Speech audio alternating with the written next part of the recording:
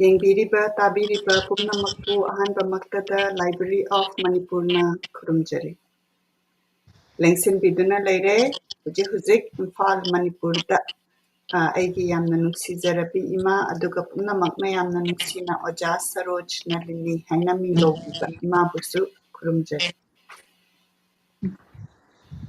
ꯑꯩꯍꯥꯛꯅꯁꯨ ꯉꯁꯤ ꯇꯦꯟꯕꯤꯔꯤꯕ ꯑꯍꯜ ꯂꯃꯟ ꯂꯥꯏ ꯒꯨꯔꯨꯁꯤꯡ ꯏꯆꯥꯁꯤꯡ ꯏꯅꯥꯎꯁꯤꯡ ꯏꯄ꯭ꯋꯥꯁꯤꯡ ꯏꯁꯨꯁꯤꯡ ꯈ꯭ꯋꯥꯏꯈꯤꯕꯤ ꯄꯨꯝꯅꯃꯛꯄꯨ ꯚꯛꯇꯤ ꯀꯠꯆꯔꯤ ꯀꯣꯛ ꯅꯣꯟꯖꯔꯤ ꯈꯨꯔꯨꯝꯖꯔꯤ ꯑꯩꯈꯣꯏꯒꯤ ꯃꯊꯪ ꯅꯥꯏꯅ ꯆꯠꯊꯖꯔꯛꯄ ꯍꯥꯏꯇꯥꯔꯦꯀꯣ ꯁꯦꯇꯔꯗꯦꯒꯤ ꯁꯣꯁꯤꯗ ꯌꯦꯡꯕꯤꯔꯤꯕ ꯄꯨꯝꯅꯃꯛꯅ ꯀꯗꯥꯏꯗꯒꯤ ꯌꯦꯡꯕꯤꯔꯛꯏꯕꯅꯣ ꯍꯥꯏꯕꯗꯨ ꯁꯣꯏꯗꯅ ꯀꯃꯦꯟꯇ ꯇꯧꯕꯤꯔꯛꯎ ꯑꯩ ꯇꯦꯛꯅꯤꯀꯦꯜꯂꯤ ꯑꯃꯨꯛꯇꯪ ꯆꯦꯛ ꯇꯧꯖꯔꯒ ꯑꯩꯁꯨ ꯁꯦꯌꯔ ꯇꯧꯖꯒꯦ ꯑꯗꯣꯝꯅꯁꯨ ꯁꯦꯌꯔ ꯇꯧꯕꯤꯌꯨ ꯑꯗꯣ ꯑꯩꯈꯣꯏ ꯃꯌꯥꯝꯅ ꯁꯦꯌꯔ ꯇꯧꯔꯤꯉꯩꯁꯤꯗ ꯏꯃꯥ ꯀꯃꯥꯏꯅ ꯇꯧꯕꯤꯔꯤ ꯍꯥꯏꯕꯗꯨ ꯑꯩꯈꯣꯏ ꯃꯌꯥꯝ ꯑꯝꯇꯪ ꯄꯥꯎꯗꯝꯕꯤꯌꯨ ꯌꯥꯝ ꯅꯨꯡꯉꯥꯏꯕ ꯄꯥꯎ ꯑꯃ ꯇꯝꯅꯤꯡꯉꯥꯏꯗꯤ ꯂꯩꯔꯦ ꯉꯔꯥꯡꯁꯤ ꯑꯩꯈꯣꯏꯒꯤ ꯇꯥꯡ 2 ꯃꯦꯒꯤ ꯇꯥꯡ 2 ꯁꯤꯗꯩꯁꯤꯗ ꯑꯆꯧꯕ ꯐꯪꯁꯟ ꯑꯃ ꯑꯩ ꯆꯠꯆꯔꯨꯏ ꯀꯔꯤꯒꯤ ꯐꯪꯁꯟꯅꯣ ꯍꯥꯏꯕꯕꯨ ꯑꯩꯅ ꯃꯃꯥꯡꯒꯤ ꯍꯞꯇꯥꯗ ꯄꯥꯖꯈ꯭ꯔꯤꯕ ꯑꯩꯈꯣꯏꯒꯤ ꯏꯙꯧ ꯁꯋꯥꯏꯖꯝꯕ ꯕꯂꯔꯥꯝꯒꯤ ꯃꯔꯝꯗ ꯑꯗꯨꯒꯤ 153 ꯁꯨꯕ ꯗꯦꯠ ꯑꯦꯅꯤꯚꯔꯁꯔꯤꯒꯤ ꯖꯦꯅꯔꯦꯜ ꯕꯂꯔꯥꯝ ꯁꯋꯥꯏꯖꯝꯕ ꯁꯤꯒꯤ ꯃꯥꯒꯤ ꯐꯪꯁꯟꯗꯨ ꯑꯩꯒꯤ ꯅꯦꯅꯦ ꯆꯤꯇ꯭ꯔꯅꯦ ꯑꯗꯨꯒ ꯑꯩꯈꯣꯏ ꯆꯠꯇꯅ ꯂꯣꯏꯕ ꯐꯥꯎꯕ ꯗꯥꯛꯇꯔ ꯁꯥꯗꯅꯥ ꯏꯕꯦꯝꯃꯅ ꯂꯣꯏꯁꯤꯟꯕꯤꯔꯀꯥꯟꯗ ꯑꯩꯈꯣꯏ ꯆꯠꯆꯔꯨꯏ ꯌꯥꯝ ꯅꯨꯡꯉꯥꯏꯕ ꯐꯪꯁꯟ ꯑꯃ ꯑꯣꯏꯈ꯭ꯔꯦ ꯑꯗꯨꯃꯥꯏꯅ ꯇꯧꯗꯅ ꯑꯣꯔꯦꯇꯔ ꯀꯌꯥ ꯑꯃꯁꯨ ꯉꯥꯡꯕ ꯃꯈꯣꯏꯅ ꯉꯥꯡꯕ ꯇꯥꯕꯗꯒꯤ ꯑꯩꯈꯣꯏꯒꯤ ꯀꯔꯤ ꯍꯥꯏꯅꯤ ꯋꯥꯠꯂꯝꯕ ꯅꯣꯂꯦꯖꯁꯤꯡꯁꯤꯁꯨ ꯌꯥꯝꯅ ꯃꯦꯟꯈꯠꯂꯤ ꯍꯥꯏꯅ ꯑꯩ ꯊꯝꯖꯒꯦ ꯁꯨꯃꯥꯏꯅ ꯇꯧꯗꯅ ꯑꯗꯨꯒꯤ ꯐꯪꯁꯟꯗꯨ ꯌꯥꯎꯔꯕ ꯃꯇꯨꯡꯗ ꯌꯨꯝꯗ ꯍꯜꯂꯛꯑꯒ ꯑꯗꯨꯝ ꯄꯣꯊꯥꯕꯗꯨꯅ ꯉꯁꯤꯒꯤ ꯄꯥꯕꯁꯤ ꯐꯥꯎꯒꯤ ꯀꯔꯤ ꯇꯧꯕ ꯌꯥꯕꯅꯆꯤꯡꯕ ꯑꯩ ꯑꯗꯨꯝ ꯇꯧꯖꯔꯤ ꯍꯥꯏꯖꯕ ꯇꯥꯔꯦ ꯌꯥꯝ ꯅꯨꯡꯉꯥꯏ ꯏꯃꯥꯅ ꯄꯥꯎ ꯇꯝꯕꯤꯔꯛꯇꯅ ꯑꯩꯈꯣꯏ ꯑꯗꯨꯒꯤ ꯐꯣꯇꯣꯁꯦ ꯑꯩꯈꯣꯏ ꯀꯣꯟꯅ ꯑꯃꯨꯛ ꯄꯨꯟꯅ ꯌꯦꯡꯃꯤꯟꯅꯁꯤ ꯑꯩ ꯍꯧꯖꯤꯛ ꯁꯦꯌꯔ ꯇꯧꯖꯔꯤ ꯑꯗ ꯏꯃꯥ ꯉꯁꯤꯒꯤ ꯄ꯭ꯔꯣꯒ꯭ꯔꯥꯝꯁꯤ ꯀꯔꯤꯅꯣ ꯍꯥꯏꯕꯗꯨꯃꯇꯪꯒ ꯑꯩꯈꯣꯏ ꯃꯌꯥꯝꯗ ꯉꯁꯤꯒꯤ ꯄ꯭ꯔꯣꯒ꯭ꯔꯥꯝꯁꯤꯅ ꯑꯩꯅ ꯅꯨꯃꯤꯠ 6 ꯄꯥꯈ꯭ꯔꯕ ꯃꯇꯨꯡꯗ ꯖꯦꯅꯔꯦꯜ ꯕꯂꯔꯥꯝ ꯁꯋꯥꯏꯖꯝꯕꯒꯤꯁꯤ ꯃꯇꯝ ꯈꯔꯃꯨꯛ ꯊꯝꯃꯒ ꯀꯥꯟꯅꯅ ꯁꯨꯃꯥꯏꯅ ꯀꯟꯇꯤꯅ꯭ꯌꯨꯁꯂꯤ ꯇꯧꯗꯅ ꯅꯨꯃꯤꯠ 6ꯁꯤꯗ ꯂꯦꯞꯆꯔꯒ ꯉꯁꯤꯁꯤꯅ ꯑꯃꯨꯛ ꯏꯟꯗꯤꯔꯥ ꯅꯦꯍꯔꯨ ꯒꯥꯟꯙꯤꯒꯤ ꯄꯨꯟꯁꯤ ꯋꯥꯔꯤ ꯍꯥꯏꯗꯅ ꯀꯦꯊꯔꯤꯟ ꯐ꯭ꯔꯦꯡꯀꯤ ꯀꯩꯅꯣꯗꯒꯤ ꯍꯟꯗꯣꯛꯄꯤꯕ ꯔꯥꯖꯀꯨꯃꯥꯔꯤ ꯁꯨꯅꯤꯇꯤ ꯀꯧꯁꯜꯅ ꯃꯥꯅ ꯏꯕꯦꯝꯃꯁꯤꯅ ꯑꯩꯒꯤꯗꯃꯛ ꯄꯤꯕꯤꯔꯛꯄꯅꯤ ꯂꯥꯏꯔꯤꯛꯁꯦ ꯒꯤꯐ ꯇꯧꯔꯛꯄꯅꯤ ꯑꯩ ꯂꯥꯏꯔꯤꯛꯁꯦ ꯃꯤꯌꯥꯝꯗ ꯎꯠꯆꯒꯦ ꯌꯥꯝꯅ ꯊꯥꯕ ꯃꯥꯒꯤ ꯍꯣꯜ ꯄꯨꯟꯁꯤꯒꯤ ꯕꯥꯏꯑꯣꯒ꯭ꯔꯥꯐꯤ ꯃꯁꯤꯅꯤ ꯁꯤꯒꯤ ꯂꯥꯏꯔꯤꯛꯁꯤꯅꯤ ꯏꯟꯗꯤꯔꯥ ꯒꯥꯟꯙꯤ ꯀꯔꯝꯃꯥꯏꯅ ꯍꯧꯔꯛꯏ ꯁꯤꯅꯤ ꯁꯤꯒꯤ ꯂꯥꯏꯔꯤꯛꯁꯤꯅꯤ ꯑꯩꯅ ꯉꯁꯤ ꯃꯤꯌꯥꯝꯗ ꯈꯖꯤꯛꯇꯪ ꯏꯟꯇ꯭ꯔꯗꯛꯁꯟ ꯑꯣꯏꯅ ꯇꯥꯛꯆꯒꯗꯣꯔꯤꯁꯦ ꯂꯥꯏꯔꯤꯛꯁꯤ ꯂꯣꯏꯅꯃꯛꯇꯤ ꯃꯇꯝ ꯌꯥꯝ ꯆꯪꯒꯅꯤ ꯑꯗꯨꯅ ꯃꯔꯨꯑꯣꯏꯕꯁꯤꯡ ꯂꯧꯈꯠꯂꯒ ꯑꯩꯅ ꯅꯨꯃꯤꯠ 2-3ꯒꯨꯝꯕꯗꯪ ꯀꯌꯥꯃꯨꯛ ꯌꯥꯝ ꯆꯠꯀꯦ ꯍꯥꯏꯕꯁꯤ ꯌꯦꯡꯖꯒꯦ ꯑꯗꯣ ꯌꯥꯝ ꯏꯝꯄꯣꯔꯇꯦꯟ ꯑꯣꯏ ꯍꯥꯏꯔꯤꯕ ꯂꯥꯏꯔꯤꯛꯁꯦ ꯃꯥ ꯍꯧꯔꯛꯄꯒꯤ ꯋꯥꯔꯤꯁꯦ ꯑꯩꯈꯣꯏꯗꯤ ꯃꯥ ꯃꯁꯛ ꯃꯅꯤꯄꯨꯔꯗ ꯂꯥꯛꯑꯝꯕꯗ ꯑꯩꯈꯣꯏ 2-3ꯂꯛ ꯊꯦꯡꯅꯖꯍꯧꯏ ꯑꯗꯨꯕꯨ ꯃꯥꯒꯤ ꯋꯥꯔꯤꯁꯤꯃꯛꯇꯤ ꯀꯟꯅ ꯌꯦꯡꯁꯜꯂꯨꯗꯕ ꯄꯥꯔꯀꯥꯟꯗ ꯑꯩꯈꯣꯏꯒꯤ ꯑꯉꯥꯡꯁꯤꯡꯅ ꯄꯤꯛꯏꯉꯩꯗꯒꯤ ꯑꯆꯧꯕ ꯃꯤ ꯑꯃ ꯑꯣꯏꯔꯛꯄ ꯃꯥꯅ ꯇꯧꯔꯛꯄ ꯄꯣꯛꯄꯗꯒꯤꯅꯆꯤꯡꯕ ꯃꯁꯤꯗ ꯃꯣꯔꯦꯜ ꯌꯥꯝ ꯄꯤꯕꯅꯤ ꯍꯥꯏꯅ ꯈꯟꯖꯔꯒ ꯑꯩꯅ ꯂꯥꯏꯔꯤꯛꯁꯤ ꯉꯁꯤꯗꯒꯤ ꯑꯃꯨꯛ ꯍꯧꯖꯒꯦꯅ ꯀꯩꯅꯣꯗ ꯆꯠꯊꯖꯕꯅꯤ ꯑꯗꯨꯗꯤ ꯏꯃꯥꯗ ꯁꯤꯟꯅꯖꯔꯒꯦ ꯄ꯭ꯔꯣꯒ꯭ꯔꯥꯝ ꯑꯁꯤ ꯍꯧꯕꯤꯅꯕꯒꯤꯗꯃꯛꯇ ꯑꯗꯨꯒ ꯄ꯭ꯔꯣꯒ꯭ꯔꯥꯝꯁꯤ ꯂꯣꯏꯔꯒ ꯑꯩꯈꯣꯏꯅ ꯐꯪꯁꯟ ꯆꯠꯂꯨꯕꯒꯤ ꯐꯣꯇꯣ ꯑꯗꯨ ꯑꯩꯅ ꯀꯟꯁꯣꯂꯦꯇꯦꯠ ꯇꯧꯖꯔꯝꯃꯒꯦ ꯃꯗꯨ ꯌꯦꯡꯃꯤꯟꯅꯁꯤ ꯑꯗ ꯌꯦꯡꯕꯤꯔꯤꯕ ꯄꯨꯝꯅꯃꯛꯄꯨ ꯊꯥꯒꯠꯆꯔꯤ ꯏꯆꯦꯃ ꯁꯥꯗꯅ ꯌꯦꯡꯕꯤꯔꯤ ꯑꯩꯈꯣꯏ ꯄ꯭ꯔꯣꯒ꯭ꯔꯥꯝ ꯑꯁꯤ ꯍꯧꯔꯁꯤ ꯏꯃꯥ ꯄꯨꯝꯅꯃꯛꯄꯨ ꯑꯃꯨꯛ ꯍꯟꯅ ꯈꯨꯔꯨꯝꯖꯔꯕ ꯃꯇꯨꯡꯗ ꯑꯍꯥꯟꯕꯃꯛꯇꯗ ꯑꯩꯅ ꯃꯅꯤꯄꯨꯔꯤꯗ ꯍꯟꯗꯣꯛꯄ ꯏꯕꯦꯝꯃ ꯔꯥꯖꯀꯨꯃꯥꯔꯤ ꯀꯧꯁꯤꯜꯕꯨ ꯍꯟꯅ ꯊꯥꯒꯠꯆꯩ ꯃꯔꯝꯗꯤ ꯀꯔꯤꯒꯤꯅꯣ ꯍꯥꯏꯕꯗ ꯑꯁꯨꯛ ꯊꯥꯈ꯭ꯔꯕ ꯂꯥꯏꯔꯤꯛꯁꯦ ꯏꯪꯂꯤꯁꯇꯒꯤ ꯃꯅꯤꯄꯨꯔꯤꯗ ꯏꯕꯦꯝꯃꯁꯤꯅ ꯍꯧꯕꯗꯒꯤꯅ ꯂꯣꯏꯐꯥꯎꯁꯦ ꯍꯟꯗꯣꯛꯄꯤꯔꯛꯄꯁꯦ ꯌꯥꯝꯅ ꯑꯆꯧꯕ ꯋꯥꯛ ꯑꯗꯨꯒ ꯃꯥꯅ ꯂꯣꯟꯒꯤ ꯀꯔꯤꯒꯤ ꯃꯥꯒꯤ ꯂꯥꯏꯔꯤꯛ ꯑꯁꯨꯛꯀꯤ ꯃꯇꯤꯛ ꯅꯩꯅꯕ ꯑꯏꯕꯤ ꯑꯃꯅꯤ ꯍꯥꯏꯅ ꯑꯩꯅ ꯊꯝꯖꯔꯒ ꯃꯍꯥꯛꯄꯨ ꯊꯥꯒꯠꯆꯕꯅꯤ ꯑꯗꯨꯅ ꯑꯩꯈꯣꯏꯁꯨ ꯉꯁꯥꯏꯒꯤ ꯏꯟꯗꯤꯔꯥ ꯒꯥꯟꯙꯤꯁꯦ ꯀꯃꯥꯏꯅ ꯍꯧꯔꯛꯏ ꯃꯥꯁꯤ ꯑꯦꯁꯥꯁꯤꯅꯦꯠ ꯇꯧꯈꯤꯕ ꯑꯩꯈꯣꯏ ꯂꯣꯏ ꯈꯪꯍꯧꯋꯤ ꯂꯣꯏꯅꯃꯛ ꯑꯗꯨ ꯄ꯭ꯔꯥꯏꯝ ꯃꯤꯅꯤꯁꯇꯔ ꯑꯣꯏꯔꯁꯨ ꯈꯪꯍꯧꯋꯤ ꯑꯗꯨ ꯃꯥ ꯀꯃꯥꯏꯅ ꯍꯧꯔꯛꯀꯦ ꯑꯗ ꯃꯥꯒꯤ ꯋꯥꯛꯁꯤ ꯀꯔꯤꯅꯣꯅꯆꯤꯡꯕꯗꯣ ꯃꯁꯤꯗ ꯌꯥꯝ ꯀꯨꯞꯅ ꯃꯥꯒꯤ ꯀꯩꯅꯣꯁꯦ ꯇ꯭ꯔꯥꯟꯁꯂꯦꯠꯁꯤꯗ ꯌꯥꯎꯏ ꯑꯗꯨꯅ ꯑꯩꯅ ꯑꯏꯕꯤꯕꯨ ꯃꯅꯤꯄꯨꯔꯤ ꯆꯅꯨꯔꯥ ꯑꯃ ꯑꯣꯏꯅ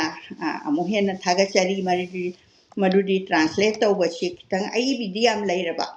ꯑꯗꯣ ꯑꯍꯩꯕ ꯑꯏꯕꯤ ꯃꯌꯥꯝ ꯑꯃꯁꯨ ꯂꯩꯈ꯭ꯔꯦ ꯃꯃꯥꯡꯗ ꯊꯣꯏꯕꯤ ꯕꯤꯅꯣꯗꯤꯅꯤ ꯑꯗꯨꯒ ꯑꯣꯖꯥ ꯄ꯭ꯔꯃꯣꯗꯤꯅꯤ ꯃꯈꯣꯏ ꯑꯍꯨꯝꯁꯤꯗꯒꯤ ꯍꯧꯔꯒ ꯉꯁꯤ ꯐꯥꯎꯕꯗ ꯂꯩꯔꯛꯏꯕ ꯑꯏꯕꯤꯁꯤꯡꯁꯦ ꯃꯁꯤꯡ ꯂꯥꯛꯉꯝꯗꯅꯗꯤ ꯂꯩꯈ꯭ꯔꯦ ꯑꯗꯨꯕꯨ ꯃꯩꯇꯩꯔꯣꯟꯗ ꯏꯪꯂꯤꯁꯇꯒꯤ ꯅꯠꯇ꯭ꯔꯒ ꯁꯪꯁꯀ꯭ꯔꯤꯠꯇꯒꯤ ꯇ꯭ꯔꯥꯟꯁꯂꯦꯠ ꯇꯧꯔꯒ ꯑꯩꯈꯣꯏꯒꯤ ꯄꯨꯀꯩꯗ ꯍꯥꯞꯆꯤꯟꯕ ꯍꯥꯏꯕꯁꯦ ꯅꯨꯄꯤꯗꯗꯤ ꯈꯤꯇꯪ ꯇꯥꯡꯅ ꯊꯣꯛꯏ ꯍꯥꯏꯅ ꯊꯝꯖꯒꯦ ꯑꯗꯨꯒꯤꯗꯃꯛꯇ ꯑꯩꯅ ꯊꯥꯒꯠꯆꯕꯅꯤ ꯑꯗꯨꯅ ꯃꯍꯥꯛꯅ ꯋꯥꯍꯩ ꯏꯕꯤꯔꯝꯃꯤ ꯃꯥꯒꯤ ꯃꯔꯝꯗꯁꯨ ꯑꯩꯍꯥꯛꯅ ꯄꯥꯖꯔꯛꯀꯅꯤ ꯀꯗꯥꯏꯗ ꯄꯣꯛꯄ ꯀꯃꯥꯏꯅ ꯇꯧꯕꯅꯆꯤꯡꯕꯁꯦ ꯑꯗꯨꯕꯨ ꯇꯞꯅ ꯇꯞꯅ ꯁꯨꯝ ꯑꯩ ꯂꯧꯈꯠꯆꯒꯦ ꯋꯥꯍꯩ ꯈꯔꯗꯪ ꯃꯍꯥꯠꯃꯥ ꯒꯥꯟꯙꯤꯅ ꯍꯥꯏꯕꯤꯔꯝꯕ ꯁꯤ ꯑꯏꯕꯤ ꯀꯩꯅꯣꯅ ꯔꯥꯖꯀꯨꯃꯥꯔꯤ ꯁꯨꯅꯤꯇꯤ ꯀꯧꯁꯜꯅ ꯍꯟꯗꯣꯛꯆꯕꯤ ꯐꯦꯕ꯭ꯔꯨꯋꯥꯔꯤ ꯇꯥꯡ 8, 2018 ꯁꯤꯗ ꯃꯥꯅ ꯍꯟꯗꯣꯛꯄ ꯂꯣꯏꯗꯅ ꯂꯥꯏꯔꯤꯛꯁꯤ ꯄꯨꯊꯣꯛꯄꯅꯤ ꯋꯥꯍꯩ ꯈꯔꯗꯪ ꯃꯍꯥꯠꯃꯥ ꯒꯥꯟꯙꯤꯅ ꯍꯥꯏꯕꯤꯔꯝꯕ ꯅꯍꯥꯛꯅ ꯄꯥꯡꯊꯣꯛꯀꯗꯕ ꯊꯧꯗꯥꯡꯒꯤ ꯐꯣꯜ ꯀꯩꯗꯧꯅꯨꯡꯗ ꯀꯔꯝꯕ ꯑꯣꯏꯔꯛꯀꯅꯤ ꯍꯥꯏꯕ ꯉꯝꯂꯣꯏ ꯑꯗꯨꯕꯨ ꯅꯍꯥꯛꯅ ꯀꯔꯤꯃꯠꯇ ꯄꯥꯡꯊꯣꯛꯇꯅ ꯂꯩꯔꯕꯗꯤ ꯐꯣꯜ ꯍꯥꯏꯕꯗꯨ ꯁꯨꯛꯂꯥꯛꯂꯣꯏ ꯃꯁꯤꯃꯛ ꯊꯥꯖꯕ ꯑꯃꯗꯤ ꯑꯄꯥꯝꯕ ꯄꯣꯛꯆꯩ ꯑꯩꯍꯥꯛ ꯑꯉꯥꯡ ꯑꯣꯏꯔꯤꯉꯩꯗꯩ ꯂꯥꯏꯔꯤꯛ ꯌꯥꯝꯅ ꯄꯥꯕ ꯄꯥꯝꯖꯔꯛꯏ ꯑꯩꯍꯥꯛꯅ ꯂꯨꯍꯣꯡꯂꯕ ꯃꯇꯨꯡ ꯃꯅꯤꯄꯨꯔ ꯊꯥꯗꯣꯛꯇꯨꯅ ꯗꯤꯜꯂꯤꯗ ꯂꯥꯛꯂꯕ ꯃꯇꯨꯡꯗꯁꯨ ꯀꯩꯗꯧꯉꯩꯗ ꯄꯥꯕ ꯇꯣꯛꯈꯤꯗꯦ ꯁꯤꯅ ꯑꯏꯕꯤꯒꯤ ꯃꯔꯝꯗꯅꯤ ꯂꯥꯏꯕꯛ ꯐꯕꯗꯒꯤ ꯑꯩꯒꯤ ꯏꯄꯨꯔꯣꯏꯕꯁꯨ ꯑꯩꯉꯣꯟꯗꯒꯤ ꯍꯦꯟꯅ ꯄꯥꯕꯗ ꯄꯨꯛꯅꯤꯡ ꯆꯪꯕ ꯃꯤꯁꯛ ꯑꯃ ꯑꯣꯏꯅ ꯊꯦꯡꯅꯖꯈꯤ ꯆꯍꯤ 4 ꯈꯨꯗꯤꯡꯒꯤ ꯗꯤꯜꯂꯤꯒꯤ ꯄ꯭ꯔꯒꯇꯤ ꯃꯩꯗꯥꯟꯗ ꯄꯥꯡꯊꯣꯛꯄ ꯋꯥꯔꯜ ꯕꯨꯛ ꯐꯤꯌꯥꯔ ꯆꯠꯄ ꯑꯩꯈꯣꯏ ꯑꯅꯤ ꯁꯣꯏꯐꯗ꯭ꯔꯕ ꯊꯧ ꯑꯃ ꯑꯣꯏꯔꯛꯈꯤ ꯁꯣꯛ 2006ꯀꯤ ꯋꯥꯔꯜ ꯕꯨꯛ ꯐꯤꯌꯥꯔꯗ ꯄꯥꯡꯊꯣꯛꯈꯤꯕ ꯃꯇꯝꯗ ꯅꯤꯡꯁꯤꯡꯅꯤꯡꯉꯥꯏ ꯑꯣꯏꯕ ꯃꯤꯀꯨꯞ ꯑꯃ ꯑꯣꯏꯈꯤꯕ ꯑꯩꯈꯣꯏꯅ ꯆꯠꯂꯁꯤ ꯍꯥꯏꯅ ꯊꯣꯛꯂꯛꯄꯗ ꯈꯪꯍꯧꯗꯅ ꯏꯟꯗꯤꯔꯥ ꯀꯧꯕ ꯂꯥꯏꯔꯤꯛ ꯑꯃ ꯁ꯭ꯇꯣꯜ ꯑꯃꯗꯒꯤ ꯅꯥꯀꯟꯗ ꯎꯗꯨꯅ ꯈꯨꯗꯛꯇ ꯉꯥꯛꯄꯤꯒꯅꯤ ꯎꯗꯨꯅ ꯈꯨꯗꯛꯇ ꯂꯩꯔꯒ ꯍꯜꯂꯛꯈꯤꯕ ꯑꯗꯨꯅꯤ ꯃꯊꯪꯒꯤ ꯅꯨꯃꯤꯠ 4ꯅꯤꯗ ꯏꯟꯗꯤꯔꯥꯒꯤ ꯂꯥꯏꯔꯤꯛ ꯄꯥꯕꯁꯤ ꯂꯣꯏꯔꯦ ꯑꯗꯨꯒꯨꯝꯂꯕ ꯏꯟꯗꯤꯔꯥ ꯒꯥꯟꯙꯤꯒꯤ ꯄꯨꯟꯁꯤꯒꯤ ꯋꯥꯔꯤ ꯄꯥꯔꯨꯕꯗ ꯍꯥꯏꯉꯝꯗꯅ ꯅꯨꯡꯉꯥꯏꯈꯤꯕ ꯑꯃꯗꯤ ꯄꯨꯛꯅꯤꯡ ꯆꯤꯡꯁꯤꯟꯈꯤꯕꯗꯣ ꯃꯍꯥꯛꯀꯤ ꯃꯄꯨꯔꯣꯏꯕꯗ ꯇꯝꯖꯔꯨꯕ ꯃꯇꯝꯗ ꯃꯍꯥꯛꯅ ꯃꯗꯨ ꯃꯅꯤꯄꯨꯔꯤꯗ ꯍꯟꯗꯣꯛꯎ ꯍꯥꯏꯅ ꯇꯥꯛꯄꯤꯔꯛꯈꯤ ꯑꯁꯨꯝꯅ ꯃꯍꯥꯠꯃꯥ ꯒꯥꯟꯙꯤꯅ ꯍꯥꯏꯕꯤꯔꯝꯕ ꯑꯗꯨꯒꯨꯝꯕ ꯂꯥꯏꯔꯤꯛ ꯏꯕ ꯑꯃꯗꯤ ꯍꯟꯗꯣꯛꯄꯒꯤ ꯂꯝꯗ ꯈꯣꯡꯗꯥꯖꯗ꯭ꯔꯤꯕ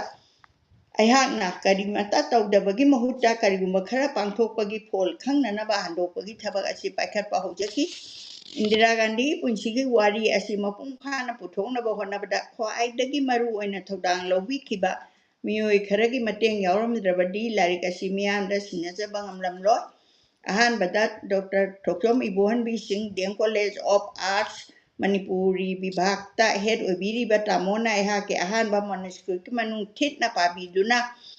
ꯕꯅꯥꯟꯒꯤ ꯃꯇꯥꯡꯗꯁꯨ ꯀꯨꯞꯅ ꯌꯦꯡꯁꯤꯟꯕꯤꯗꯨꯅ ꯃꯍꯥꯛꯀꯤ ꯆꯤꯜꯂꯕ ꯃꯇꯝ ꯀꯌꯥ ꯀꯥꯏꯊꯣꯛꯄꯤꯗꯨꯅ ꯂꯥꯏꯔꯤꯛꯁꯤꯒꯤ ꯑꯆꯧꯕ ꯊꯧꯗꯥꯡ ꯂꯧꯈꯤ ꯑꯣꯖꯥ ꯏꯕꯣꯍꯟꯕꯤ ꯇꯥꯃꯣ ꯏꯕꯣꯍꯟꯕꯤꯕꯨꯁꯨ ꯊꯥꯒꯠꯆꯕꯒ ꯂꯣꯏꯅꯅ ꯆꯥꯎꯔꯕ ꯂꯃꯟ ꯑꯃ ꯇꯣꯟꯁꯤꯟꯖꯈꯤ ꯃꯊꯪꯗꯅ ꯏꯗꯤꯠ ꯇꯧꯕ ꯍꯧꯔꯛꯄꯗ ꯃꯅꯤꯄꯨꯔ ꯀꯣꯂꯦꯖꯀꯤ ꯏꯪꯂꯤꯁ ꯕꯤꯚꯥꯒꯇ ꯑꯦꯁꯣꯁꯤꯌꯦꯠ ꯄ꯭ꯔꯣꯐꯦꯁꯔ ꯑꯣꯏꯔꯤꯕ ꯑꯣꯖꯥ ꯁ꯭ꯔꯤ ꯕꯤꯄ꯭ꯔꯆꯥꯟ ꯈꯨꯃꯟꯅ ꯃꯗꯨꯒꯤ ꯊꯧꯗꯥꯡ ꯄꯨꯝꯕ ꯂꯧꯕꯤꯈꯤ ꯑꯣꯖꯥꯒꯤ ꯃꯃꯜ ꯌꯥꯝꯂꯕ ꯑꯃꯁꯨꯡ ꯑꯆꯤꯟꯕ ꯃꯇꯝ ꯀꯌꯥ ꯀꯥꯏꯊꯣꯛꯄꯤꯗꯨꯅ ꯑꯩꯍꯥꯛꯀꯤ ꯃꯇꯦꯡ ꯄꯥꯡꯕꯤꯈꯤꯕꯒꯤꯗꯃꯛ ꯍꯥꯏꯅꯤꯡꯉꯥꯏ ꯂꯩꯇꯅ ꯍꯟꯅ ꯊꯥꯒꯠꯆꯔꯤ ꯂꯥꯏꯔꯤꯛ ꯑꯁꯤ ꯍꯟꯗꯣꯛꯄꯒꯤ ꯊꯕꯛ ꯄꯔꯤꯡ ꯈꯨꯗꯤꯡꯃꯛꯇ ꯑꯩꯒꯤ ꯌꯥꯃꯨꯡ ꯔꯥꯖꯀꯨꯃꯥꯔ ꯗꯤꯂꯤꯞ ꯁꯤꯡꯍꯅ ꯄꯨꯛꯅꯤꯡ ꯊꯧꯒꯠꯄꯤꯗꯨꯅ ꯃꯇꯝ ꯈꯨꯗꯤꯡꯃꯛꯇ ꯊꯋꯥꯏ ꯍꯥꯞꯄꯤꯗꯨꯅ ꯂꯝꯖꯤꯡ ꯂꯝꯇꯥꯛꯄꯤꯈꯤ ꯑꯗꯨꯒ ꯂꯣꯏꯅꯅ ꯃꯇꯦꯡꯁꯨ ꯄꯥꯡꯕꯤꯈꯤ ꯅꯨꯡꯁꯤꯔꯕ ꯃꯔꯨꯞ ꯃꯄꯥꯡ ꯑꯃꯗꯤ ꯅꯛꯅꯅ ꯂꯣꯏꯅꯈꯤꯕ ꯃꯤꯑꯣꯏꯁꯤꯡꯒꯤꯁꯨ ꯂꯃꯟ ꯇꯣꯟꯁꯤꯟꯖꯔꯕꯅꯤ ꯂꯣꯏꯅꯅ ꯈ꯭ꯋꯥꯏꯗꯒꯤ ꯃꯔꯨꯑꯣꯏꯕ ꯃꯤꯁꯛ ꯑꯃ ꯑꯣꯏꯅ ꯑꯩꯍꯥꯛꯅ ꯊꯧꯗꯥꯡ ꯑꯁꯤꯒꯤ ꯏꯍꯨꯟ ꯇꯝꯍꯟꯈꯤꯕꯗꯤ ꯑꯩꯍꯥꯛꯀꯤ ꯂꯩꯈꯤꯗ꯭ꯔꯕ ꯏꯄꯨꯔꯣꯏꯕ ꯁ꯭ꯔꯤ ꯑꯔꯕꯤꯟꯗ ꯀꯧꯁꯜꯅꯤ ꯂꯥꯏꯔꯤꯛ ꯑꯁꯤ ꯄꯨꯝꯅꯃꯛꯀꯤ ꯃꯐꯝꯗ ꯂꯥꯟꯊꯣꯛꯆꯕ ꯉꯝꯍꯟꯕꯤꯔꯤꯕ ꯑꯃꯗꯤ ꯄꯨꯊꯣꯛꯅꯕ ꯍꯣꯠꯅꯕꯗ ꯁꯣꯏꯐꯗ꯭ꯔꯕ ꯊꯧꯗꯥꯡ ꯂꯧꯕꯤꯗꯨꯅ ꯑꯉꯝꯕ ꯃꯇꯦꯡ ꯄꯥꯡꯕꯤꯈꯤꯕ ꯑꯁꯥꯡꯕꯝ ꯀꯝꯃꯨꯅꯤꯀꯦꯁꯟ ꯄ꯭ꯔꯣꯄꯥꯏꯇꯔ ꯑꯁꯥꯡꯕꯝ ꯅꯦꯇ꯭ꯔꯖꯤꯒꯤ ꯃꯐꯝꯗꯁꯨ ꯍꯟꯅ ꯍꯟꯅ ꯊꯥꯒꯠꯄ ꯐꯣꯡꯗꯣꯛꯆꯔꯤ ꯏꯕꯣꯌꯥꯏꯃ ꯄ꯭ꯔꯤꯟꯇꯔꯁꯀꯤ ꯁꯥꯡꯂꯕ ꯃꯇꯝ ꯀꯌꯥ ꯂꯥꯏꯔꯤꯛ ꯑꯁꯤ ꯃꯑꯣꯡ ꯇꯥꯍꯟꯕꯤꯔꯛꯄ ꯑꯆꯧꯕ ꯗꯥꯏꯇ ꯂꯧꯕꯤꯈꯤ ꯑꯔꯣꯏꯕꯗ ꯄꯟꯖꯅꯤꯡꯕ ꯋꯥꯐꯝꯗꯤ ꯏꯟꯗꯤꯔꯥ ꯄꯨꯟꯁꯤ ꯋꯥꯔꯤ ꯑꯁꯤꯅ ꯑꯏꯕꯤꯒꯤ ꯄꯨꯛꯆꯦꯜ ꯆꯥꯎꯔꯕꯤ ꯀꯦꯊꯔꯤꯟ ꯐ꯭ꯔꯦꯡꯛꯅ ꯂꯥꯏꯔꯤꯛ ꯑꯁꯤ ꯍꯟꯗꯣꯛꯆꯕꯗ ꯊꯃꯣꯏ ꯁꯦꯡꯅ ꯑꯌꯥꯕ ꯄꯤꯕꯤꯔꯛꯇꯨꯅ ꯑꯩꯍꯥꯛꯄꯨ ꯇꯔꯥꯝꯅ ꯇꯧꯕꯤꯔꯛꯈꯤ ꯑꯏꯕꯤ ꯀꯦꯊꯔꯤꯟ ꯐ꯭ꯔꯦꯡꯛꯅ ꯚꯥꯔꯠꯀꯤ ꯏꯍꯥꯟ ꯍꯥꯟꯕꯤ ꯅꯨꯄꯤ ꯄ꯭ꯔꯙꯥꯟ ꯃꯟꯇ꯭ꯔꯤ ꯏꯟꯗꯤꯔꯥꯒꯤ ꯄꯨꯟꯁꯤꯕꯨ ꯌꯥꯝꯅ ꯃꯔꯤꯛ ꯆꯨꯝꯅ ꯌꯦꯛꯂꯤ ꯏꯟꯗꯤꯔꯥꯅ ꯄꯨꯟꯁꯤ ꯆꯨꯞꯄ ꯀꯦꯈꯪ ꯌꯥꯎꯗꯅ ꯃꯔꯣꯝꯗꯣꯝ ꯂꯦꯞꯆꯈꯤꯕ ꯑꯗꯨ ꯃꯁꯥꯒꯤ ꯐꯤꯔꯦꯞ ꯈꯛꯇꯅ ꯃꯊꯧ ꯄꯥꯡꯊꯣꯛꯄꯗ ꯃꯥꯏꯔꯣꯡ ꯌꯥꯈꯤꯕꯗꯣ ꯀꯦꯊꯔꯤꯟꯅ ꯃꯑꯣꯡ ꯇꯥꯅ ꯏꯈꯤ ꯏꯟꯗꯤꯔꯥꯅ ꯂꯩꯈꯤꯗꯕ ꯑꯗꯨꯃꯛ ꯃꯁꯥꯒꯤ ꯐꯤꯔꯦꯞ ꯂꯧꯗꯨꯅ ꯊꯥꯗꯣꯛꯄ ꯂꯩꯇ꯭ꯔꯕ ꯃꯊꯧ ꯄꯥꯡꯊꯣꯛꯄꯗꯨꯅ ꯃꯍꯥꯛꯀꯤ ꯃꯔꯥꯏꯕꯛꯇ ꯇꯝꯂꯝꯕꯒꯨꯝ ꯊꯣꯛꯍꯟꯈꯤ ꯑꯁꯤꯒꯨꯝꯂꯕ ꯁꯤꯡꯊꯥꯅꯤꯡꯉꯥꯏ ꯑꯣꯏꯔꯕ ꯄꯨꯟꯁꯤ ꯋꯥꯔꯤ ꯑꯃ ꯍꯟꯗꯣꯛꯆꯕ ꯉꯝꯖꯕ ꯍꯥꯏꯕꯁꯦ ꯑꯩꯍꯥꯛ ꯌꯥꯝꯅ ꯅꯨꯡꯉꯥꯏꯖꯩ ꯑꯩꯍꯥꯛꯅ ꯂꯥꯏꯔꯤꯛꯁꯤ ꯄꯥꯈꯤꯕ ꯃꯇꯝꯗ ꯐꯥꯎꯈꯤꯕ ꯅꯨꯡꯉꯥꯏꯕꯒꯤ ꯏꯍꯨꯜ ꯑꯗꯣ ꯄꯥꯕꯤꯔꯤꯕ ꯄꯨꯝꯅꯃꯛ ꯑꯗꯨꯃꯛ ꯊꯃꯣꯏ ꯐꯥꯎꯕꯤꯔꯝꯂꯒꯗꯤ ꯑꯩꯍꯥꯛꯀꯤ ꯊꯧꯅꯥ ꯍꯦꯟꯅ ꯍꯥꯞꯄꯤꯔꯛꯀꯅꯤ ꯈꯟꯖꯒꯅꯤ ꯂꯣꯏꯅꯅ ꯇꯧꯖꯔꯤꯕ ꯊꯕꯛ ꯑꯁꯤ ꯐꯣꯜ ꯐꯪꯂꯦ ꯍꯥꯏꯅ ꯂꯧꯖꯒꯅꯤ ꯑꯔꯥꯟꯕ ꯀꯌꯥ ꯌꯥꯎꯔꯕꯁꯨ ꯃꯤꯌꯥꯝꯅ ꯉꯥꯛꯄꯤꯒꯅꯤ ꯑꯃꯗꯤ ꯃꯈꯥ ꯇꯥꯅ ꯄꯤꯕꯤꯔꯛꯄ ꯁꯖꯦꯁꯟ ꯈꯨꯗꯤꯡꯃꯛ ꯃꯊꯪꯒꯤ ꯏꯗꯤꯁꯟꯗ ꯁꯦꯝꯗꯣꯛꯆꯕꯒꯤ ꯂꯝꯕꯤ ꯄꯤꯕꯤꯌꯨ ꯍꯔꯥꯎ ꯇꯔꯥꯝꯅ ꯃꯌꯥꯝꯅ ꯂꯥꯏꯔꯤꯛ ꯑꯁꯤ ꯄꯥꯕꯤꯌꯨ ꯍꯥꯏꯅ ꯍꯟꯗꯣꯛꯆꯔꯤꯕꯤ ꯔꯥꯖꯀꯨꯃꯥꯔꯤ ꯁꯨꯅꯤꯇꯤ ꯀꯧꯁꯜꯅ ꯑꯁꯨꯝꯅ ꯏꯕꯤꯔꯝꯃꯤ ꯁꯤꯒꯤ ꯃꯊꯪꯗ ꯑꯩꯍꯥꯛ ꯋꯥꯔꯤꯁꯦ ꯑꯗꯨꯝ ꯃꯥꯅ ꯀꯠꯊꯣꯛꯆꯕꯁꯤ ꯃꯍꯥꯛꯀꯤ ꯀꯩꯅꯣꯁꯤꯗ ꯀꯠꯆꯕ ꯁꯤꯝꯇꯪꯒ ꯑꯩ ꯌꯥꯎꯖꯔꯝꯒꯦ ꯀꯣꯔꯧ ꯅꯣꯡꯗꯣꯟꯅ ꯋꯥꯡꯕꯔ ꯄꯟꯊꯧ ꯏꯄꯥꯅ ꯃꯋꯥꯡꯉꯤ ꯃꯥꯂꯦꯝ ꯂꯩꯃꯅ ꯂꯨꯝꯕꯔ ꯄꯂꯦꯝ ꯏꯃꯥꯅ ꯃꯔꯨꯝꯃꯤ ꯑꯆꯥꯟ ꯃꯤꯔꯥꯏ ꯅꯥꯏꯈꯤꯗꯕ ꯄꯨꯝꯅꯃꯛꯄꯨ ꯑꯃꯠꯇꯅꯤ ꯈꯟꯈꯤꯕ ꯅꯆꯥꯕꯨ ꯂꯝꯖꯤꯡ ꯂꯝꯇꯥꯛꯄꯤꯈꯤꯕ ꯀꯣꯔꯧ ꯅꯣꯡꯗꯣꯟ ꯀꯥꯈ꯭ꯔꯕ ꯄꯥꯕꯨꯡ ꯃꯩꯄꯥꯛ ꯁꯅꯥꯒꯤ ꯃꯐꯝꯗ ꯍꯩꯇ ꯈꯣꯔꯆꯩ ꯄꯥꯏꯈꯠꯇꯨꯅ ꯍꯟꯗꯣꯛꯆꯔꯤ ꯏꯟꯗꯤꯔꯥ ꯒꯥꯟꯙꯤ ꯀꯠꯆꯔꯤ ꯑꯍꯥꯟꯕꯗ ꯀꯥꯁꯃꯤꯔꯂꯣꯝꯒꯤ ꯄꯥꯔꯤꯄꯨꯔꯤ ꯃꯥꯒꯤ ꯄꯥꯔꯤꯄꯨꯔꯤꯗꯒꯤ ꯍꯧꯔꯛꯀꯗꯣꯔꯤ ꯁꯤ ꯃꯌꯥꯝ ꯄꯨꯝꯅꯃꯛꯅ ꯌꯥꯝꯅ ꯏꯝꯄꯣꯔꯇꯦꯟꯅꯤ ꯍꯥꯏꯅ ꯈꯟꯕꯤꯔꯒ ꯑꯩꯅ ꯄꯥꯊꯣꯛꯆꯔꯦ ꯁꯤꯗ ꯀꯥꯁꯃꯤꯔꯂꯣꯝꯒꯤ ꯄꯥꯔꯤꯄꯨꯔꯤ ꯍꯥꯏꯗꯤ ꯃꯥꯒꯤ ꯐꯣꯔ ꯐꯥꯗꯔꯒꯤ ꯃꯔꯝꯗ ꯏꯟꯗꯤꯌꯥꯒꯤ ꯁ꯭ꯇꯦꯠ ꯖꯝꯃꯨ ꯑꯦꯟ ꯀꯥꯁꯃꯤꯔ ꯀꯣꯅꯨꯡ ꯁ꯭ꯔꯤꯅꯒꯔ ꯗꯤꯜꯂꯤꯗ ꯅꯨꯃꯤꯠ ꯈꯨꯗꯤꯡꯒꯤ ꯑꯦꯔꯣꯄ꯭ꯂꯦꯟꯅ ꯆꯠꯊꯣꯛ ꯆꯠꯁꯤꯟ ꯇꯧꯅꯕꯗ ꯁꯨꯞꯅꯇꯒꯤ ꯃꯤꯅꯤꯠ 30 ꯈꯛꯇꯃꯛ ꯆꯪꯕꯅꯤ ꯑꯗꯨꯕꯨ ꯑꯩꯅ ꯀꯥꯁꯃꯤꯔꯒꯤ ꯃꯨꯈ꯭ꯌ ꯃꯟꯇ꯭ꯔꯤꯒꯤ ꯐꯥꯔꯨꯛ ꯑꯕꯗꯨꯜꯂꯥꯗ ꯊꯥꯈꯤꯕ ꯆꯤꯊꯤꯗꯨꯗ ꯃꯉꯣꯟꯗ ꯊꯨꯡꯕꯗ ꯆꯌꯣꯜ 6ꯃꯨꯛ ꯆꯪꯈꯤ ꯃꯗꯨꯅ ꯃꯥꯒꯤ ꯑꯦꯛꯇꯤꯡ ꯄ꯭ꯔꯤꯟꯁꯤꯄꯥꯜ ꯁꯦꯀ꯭ꯔꯦꯇꯔꯤꯅ ꯃꯥꯒꯤ ꯃꯍꯨꯠ ꯁꯤꯟꯅ ꯄꯥꯎꯈꯨꯝ ꯍꯜꯂꯛꯄꯗꯒꯤ ꯇꯥꯔꯤꯛꯇꯨ ꯌꯦꯡꯂꯨꯔꯒꯗꯤ ꯗꯤꯜꯂꯤꯗ ꯂꯩꯔꯤꯕ ꯑꯩꯉꯣꯟꯗ ꯆꯤꯊꯤꯗꯨꯅ ꯌꯧꯔꯛꯄ ꯆꯌꯣꯜ 5ꯃꯨꯛ ꯍꯦꯟꯅ ꯆꯪꯈ꯭ꯔꯦ ꯑꯩꯈꯣꯏꯒꯤ ꯆꯤꯊꯤꯗꯨꯕꯨ ꯑꯣꯐꯤꯁꯥꯔꯒꯤ ꯇꯦꯕꯜꯗ ꯇꯥꯗꯨꯅ ꯂꯩꯈꯤꯕ ꯖꯥꯠꯂꯥ ꯅꯠꯇ꯭ꯔꯒ ꯄꯣꯁꯠ ꯑꯣꯐꯤꯁꯅ ꯆꯤꯊꯤꯁꯤꯡꯒꯤ ꯈꯥꯎꯗ ꯃꯊꯣꯡ ꯃꯔꯝ ꯈꯪꯍꯟꯗꯅ ꯃꯌꯥꯝꯒ ꯄꯨꯝꯇꯣꯠ ꯇꯣꯠꯁꯤꯟꯅꯅ ꯊꯝꯈꯤꯕꯗꯩ ꯀꯥꯎꯗꯨꯅ ꯇꯧꯔꯤꯕ ꯖꯥꯠꯂꯥ ꯀꯥꯁꯃꯤꯔ ꯌꯧꯅꯕ ꯆꯠꯂꯨꯕ ꯍꯥꯏꯕꯁꯦ ꯏꯔꯥꯏ ꯂꯥꯏꯕ ꯋꯥꯐꯝꯗꯤ ꯅꯠꯇꯦ ꯑꯗꯨꯝ ꯑꯣꯏꯅꯃꯛ ꯂꯩꯈꯤꯗ꯭ꯔꯕ ꯄ꯭ꯔꯙꯥꯟ ꯃꯟꯇ꯭ꯔꯤ ꯏꯟꯗꯤꯔꯥ ꯒꯥꯟꯙꯤꯒꯤ ꯃꯔꯝꯗ ꯑꯩꯈꯣꯏ ꯑꯅꯤ ꯋꯥꯔꯤ ꯈꯔ ꯁꯥꯟꯅꯁꯤ ꯍꯥꯏꯕꯗꯨꯃꯛ ꯐꯥꯔꯨꯛ ꯑꯕꯗꯨꯜꯂꯥꯅ ꯍꯔꯥꯎꯅ ꯌꯥꯔꯛꯈꯤ ꯑꯩꯒꯤ ꯅꯥꯇꯩ ꯆꯥꯒꯗꯕ ꯌꯦꯡꯂꯒ ꯗꯤꯜꯂꯤꯗ ꯅꯠꯇ꯭ꯔ ꯁ꯭ꯔꯤꯅꯒꯔꯗ ꯏꯕꯥꯅꯤ ꯎꯅꯔꯒꯅꯤ ꯍꯧꯖꯤꯛꯁꯨ ꯁ꯭ꯔꯤꯅꯒꯔ ꯀꯥꯁꯃꯤꯔꯒꯤ ꯑꯇꯩ ꯃꯐꯝꯁꯤꯡꯒꯨꯝꯅ ꯆꯠꯊꯣꯛ ꯆꯠꯁꯤꯟ ꯇꯧꯕꯗ ꯍꯥꯟꯅꯒꯨꯝꯅ ꯅꯥꯇꯩ ꯆꯥꯕ ꯃꯐꯝꯗꯤ ꯑꯣꯏꯗ꯭ꯔꯦ ꯃꯇꯝ ꯑꯃꯗ ꯕ꯭ꯔꯤꯇꯤꯁ ꯔꯥꯖꯅ ꯏꯪꯅ ꯅꯨꯡꯉꯥꯏꯅ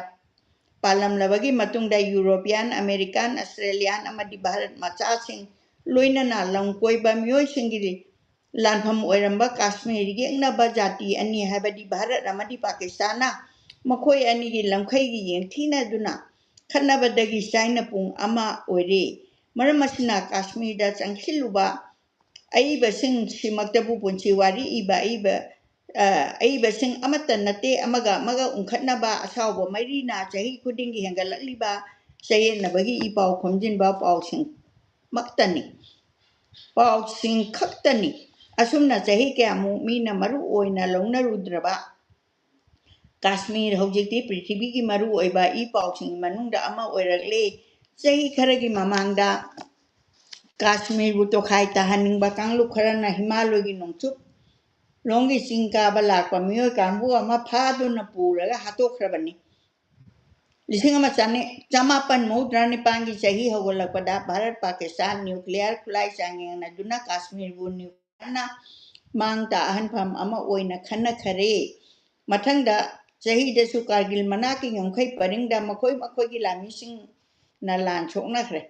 ꯁꯣꯛ 2002ꯒꯤ ꯁꯔꯠ ꯔꯤꯇꯨ ꯍꯧꯒꯠꯂꯛꯄꯗ ꯄ꯭ꯔꯦꯁꯤꯗꯦꯟꯠ ꯀ꯭ꯂꯤꯟꯇꯟꯅ ꯃꯐꯝꯁꯤꯡꯗꯨ ꯌꯦꯡꯁꯤꯟꯅꯕ ꯂꯥꯛꯄ ꯃꯇꯝꯗꯨꯃꯛꯇꯗ ꯈꯨꯠꯂꯥꯏ ꯄꯥꯏꯕ ꯂꯥꯜꯍꯧꯕꯁꯤꯡꯅ ꯁꯤꯈꯁꯤꯡꯅ ꯇꯥꯕ ꯈꯨꯡꯒꯪ ꯑꯃꯗ ꯇꯝꯊꯤꯅ ꯃꯤꯍꯥꯠ ꯃꯄꯨꯝ ꯊꯣꯛꯍꯟꯈꯤꯕꯗꯨ ꯎꯪꯈꯠꯅꯕꯒꯤ ꯂꯥꯟꯗꯨ ꯑꯗꯨꯃꯛ ꯆꯠꯊꯔꯤ ꯍꯥꯏꯕꯁꯨ ꯎꯠꯈ꯭ꯔꯦ ꯍꯧꯖꯤꯛꯇꯤ ꯀꯥꯁꯃꯤꯔꯒꯤ ꯃꯤ ꯊꯨꯡꯐꯝ ꯍꯣꯇꯦꯜ ꯑꯌꯥꯝꯕ ꯊꯤꯡꯖꯤꯟꯈꯤꯕ ꯅꯠꯇ꯭ꯔꯒ ꯁꯤꯖꯤꯟꯅꯗꯕꯅ ꯑꯌꯥꯝꯕ ꯑꯣꯏꯔꯦ ꯃꯐꯝꯁꯤꯡ ꯑꯗꯨ ꯁꯦꯀ꯭ꯌꯨꯔꯤꯇꯤ ꯐꯣꯔꯁꯁꯤꯡꯅ ꯂꯩꯁꯤꯟꯗꯨꯅ ꯍꯣꯇꯦꯜꯒꯤ ꯂꯩꯀꯣꯜꯁꯤꯡꯗ ꯈꯥꯀꯤ ꯁꯦꯠꯄꯁꯤꯡꯅ ꯄꯔꯦꯡ ꯁꯥꯅ ꯂꯦꯞꯇꯨꯅ ꯂꯩꯈ꯭ꯔꯦ ꯑꯃꯨꯕ ꯕꯨꯠ ꯇꯣꯡꯕ ꯃꯀꯣꯛꯇ ꯀꯣꯌꯦꯠ ꯈꯥꯡ ꯎꯞꯄ ꯇꯨꯄꯤ ꯎꯞꯄ ꯑꯊꯥꯕ ꯖꯦꯀꯦꯠ ꯂꯤꯠꯄꯁꯤꯡꯒꯤ ꯂꯝꯕꯤ ꯉꯥꯛꯇꯨꯅ ꯀꯣꯏꯆꯠ ꯆꯠꯇꯨꯅ ꯂꯩꯔꯦ ꯑꯃꯁꯨꯡ ꯂꯝꯕꯤ ꯁꯣꯔꯣꯛꯇ ꯆꯠꯂꯤꯕ ꯒꯥꯔꯤꯁꯤꯡꯁꯨ ꯑꯥꯔꯃꯤꯒꯤ ꯖꯤꯞ ꯅꯠꯇ꯭ꯔꯒ ꯇ꯭ꯔꯛꯅ ꯑꯌꯥꯝꯕ ꯑꯣꯏꯔꯦ ꯈꯕꯔ ꯌꯣꯟꯕ ꯃꯤꯁꯤꯡ ꯂꯝꯕꯤ ꯅꯥꯀꯟꯗ ꯂꯩꯕ ꯅꯥꯀꯣꯡ ꯁꯦꯡꯕꯁꯤꯡ ꯑꯃꯁꯨꯡ ꯂꯝꯕꯤꯒꯤ ꯆꯦꯗꯥꯏꯗ ꯂꯩꯕ ꯁꯝ ꯀꯛꯐꯝꯁꯤꯡ ꯑꯃꯠꯇ ꯂꯩꯇ꯭ꯔꯦ ꯃꯐꯝꯁꯤꯗ ꯃꯍꯧꯁꯥꯒꯤ ꯑꯆꯝꯕ ꯄꯨꯟꯁꯤꯒꯤ ꯃꯔꯦꯜ ꯏꯂꯩꯕꯨ ꯂꯩꯁꯤꯜꯂꯛꯇꯔꯦ ꯑꯌꯥꯝꯕ ꯃꯇꯝꯗ ꯀꯩꯊꯦꯜ ꯗꯨꯀꯥꯟꯁꯤꯡꯒꯤ ꯐꯤꯚꯝꯗꯤ ꯁꯨꯛꯊꯥꯕ ꯅꯨꯡꯉꯥꯏꯇꯕ ꯑꯋꯥꯕ ꯃꯥꯏꯊꯣꯡꯒꯨꯝꯅ ꯎꯈꯔꯦ ꯁ꯭ꯔꯤꯅꯒꯔꯒꯤ ꯃꯌꯣꯜꯗ ꯂꯩꯕ ꯗꯥꯜ ꯂꯦꯛꯁꯨ ꯁꯪꯕꯥꯟꯅꯔꯕ ꯊꯥꯒꯠꯂꯕ ꯁꯦꯡꯗꯕ ꯏꯁꯤꯡꯅ ꯄꯨꯡꯀꯨꯞ ꯀꯨꯞꯁꯤꯟꯈꯔꯦ ꯀꯔꯤꯒꯨꯝꯕ ꯃꯇꯝꯗ ꯄꯥꯠꯇꯒꯤ ꯃꯤꯊꯥꯏꯟ ꯒ꯭ꯌꯥꯁ ꯍꯨ ꯆꯦꯟꯕ ꯒ꯭ꯌꯥꯁ ꯊꯣꯛꯂꯛꯇꯨꯅ ꯃꯅꯥꯛꯀꯤ ꯑꯀꯣꯏꯕ ꯅꯨꯡꯁꯤꯠ ꯅꯨꯡꯁꯥꯕꯨ ꯅꯝꯊꯤꯕ ꯃꯅꯝ ꯆꯦꯜꯍꯜꯂꯤ ꯄꯥꯠꯇꯁꯨ ꯉꯥ ꯂꯩꯇꯗꯨꯅ ꯉꯥꯔꯥꯛꯄꯤꯅꯆꯤꯡꯕ ꯄꯥꯠ ꯃꯊꯛꯇ ꯑꯃꯠꯇ ꯄꯥꯏꯈꯤꯗꯔꯦ ꯁꯣꯛ 1931ꯗ ꯏꯟꯗꯤꯔꯥ ꯒꯥꯟꯙꯤꯅ ꯃꯥꯒꯤ ꯃꯈꯨꯔꯥꯒꯤ ꯃꯆꯥ ꯕꯤ.ꯀꯦ. ꯅꯦꯍꯔꯨꯕꯨ ꯀꯥꯁꯃꯤꯔꯒꯤ ꯒꯕꯔꯅꯔ ꯑꯣꯏꯍꯟꯗꯨꯅ ꯃꯇꯝꯗꯨꯗ ꯍꯧꯖꯤꯛ ꯑꯣꯏꯔꯤꯕ ꯐꯤꯕꯝꯁꯤ ꯁꯣꯏꯗꯅ ꯁꯦꯝꯕ ꯌꯥꯔꯝꯕꯅꯤ ꯃꯗꯨ ꯄꯥꯡꯊꯣꯛꯅꯕꯒꯤꯗꯃꯛꯇ ꯑꯩꯉꯣꯟꯗ ꯏꯟꯗꯤꯔꯥꯅꯁꯨ ꯊꯧꯗꯥꯈꯤꯕꯅꯤ ꯏꯟꯗꯤꯔꯥꯅ ꯃꯉꯣꯟꯗ ꯔꯥꯖ꯭ꯌ ꯑꯃ ꯑꯗꯨꯒꯤ ꯔꯥꯖꯅꯤꯇꯤꯒꯤ ꯏꯊꯤꯜ ꯆꯪꯕ ꯌꯥꯕ ꯋꯥꯍꯩ ꯑꯃ ꯐꯥꯎꯕ ꯍꯥꯏꯈꯤꯗꯦ ꯑꯗꯨꯕꯨ ꯃꯍꯥꯛꯅ ꯊꯨꯅꯃꯛ ꯗꯥꯜ ꯂꯦꯛ ꯁꯦꯡꯗꯣꯛꯄ ꯈꯪꯄꯥꯝ ꯄꯥꯝꯂꯛꯄꯗꯒꯤ ꯂꯦꯛꯇꯨ ꯁꯦꯡꯗꯣꯛꯅꯕ ꯍꯥꯏꯕ ꯃꯇꯝꯗꯨꯗꯗꯤ ꯈꯔ ꯊꯦꯡꯃꯟꯈ꯭ꯔꯕꯅꯤ ꯆꯍꯤ 10ꯃꯨꯛꯀꯤ ꯃꯇꯨꯡꯗꯗꯤ ꯃꯐꯝ ꯑꯌꯥꯝꯕ ꯁꯤꯖꯤꯟꯅꯗꯕ ꯍꯥꯎꯁ ꯕꯣꯠꯀꯤ ꯍꯤꯒꯤ ꯌꯨꯝ ꯂꯦꯡꯗ꯭ꯔꯕ ꯏꯁꯤꯡꯒꯤ ꯏꯄꯥꯛꯇ ꯍꯥꯏꯗꯨꯅ ꯂꯩꯔꯦ ꯀꯩꯝ ꯀꯥꯟꯅꯗ꯭ꯔꯕ ꯍꯧꯖꯤꯛ ꯀꯥꯁꯃꯤꯔꯁꯦ ꯏꯟꯗꯤꯔꯥ ꯒꯥꯟꯙꯤꯅ ꯈꯪꯈꯤꯕ ꯀꯥꯁꯃꯤꯔꯗꯨ ꯅꯠꯇꯔꯦ ꯍꯧꯖꯤꯛ ꯑꯣꯏꯔꯤꯕ ꯀꯥꯁꯃꯤꯔꯁꯤꯗꯤ ꯄꯥꯔꯇꯤꯁꯟꯒꯤ ꯇꯥꯏꯁꯤꯟꯅꯕ ꯉꯝꯍꯧꯗ꯭ꯔꯕ ꯑꯗꯨꯒ ꯇꯥꯏꯁꯤꯟꯅꯕꯁꯨ ꯉꯝꯂꯔꯣꯏꯗꯕ ꯑꯁꯣꯛꯄꯁꯤꯡꯇꯅ ꯃꯣꯠꯍꯟꯕꯤꯔꯕ ꯀꯥꯁꯃꯤꯔꯅꯤ 1898ꯗ ꯕ꯭ꯔꯤꯇꯤꯁꯅ ꯅꯤꯡꯇꯝꯕ ꯄꯤꯊꯣꯔꯛꯅꯕ ꯚꯥꯔꯠꯄꯨ ꯁꯛꯇꯤ ꯂꯩꯕ ꯂꯩꯄꯥꯛ ꯚꯥꯔꯠ ꯄꯥꯀꯤꯁꯇꯥꯟ ꯍꯥꯏꯕ ꯂꯩꯄꯥꯛ ꯑꯅꯤ ꯈꯥꯏꯗꯣꯛꯈꯤꯕ ꯃꯇꯝꯗꯣ ꯄꯥꯀꯤꯁꯇꯥꯟꯗꯒꯤꯁꯨ ꯍꯦꯟꯅ ꯃꯨꯁꯂꯤꯝꯁꯤꯡꯅ ꯃꯁꯤꯡ ꯌꯥꯝꯕ ꯔꯥꯖ꯭ꯌ ꯀꯥꯁꯃꯤꯔꯅ ꯏꯁꯂꯥꯝ ꯆꯠꯄ ꯄꯥꯀꯤꯁꯇꯥꯟꯗ ꯇꯤꯟꯗꯨꯅ ꯁꯦꯀꯨꯂꯔꯤꯖꯝ ꯆꯠꯄ ꯚꯥꯔꯠ ꯑꯣꯏꯅ ꯇꯤꯟꯈꯤ ꯃꯗꯨ ꯀꯥꯁꯃꯤꯔꯒꯤ ꯍꯤꯟꯗꯨ ꯃꯍꯥꯔꯥꯖꯅ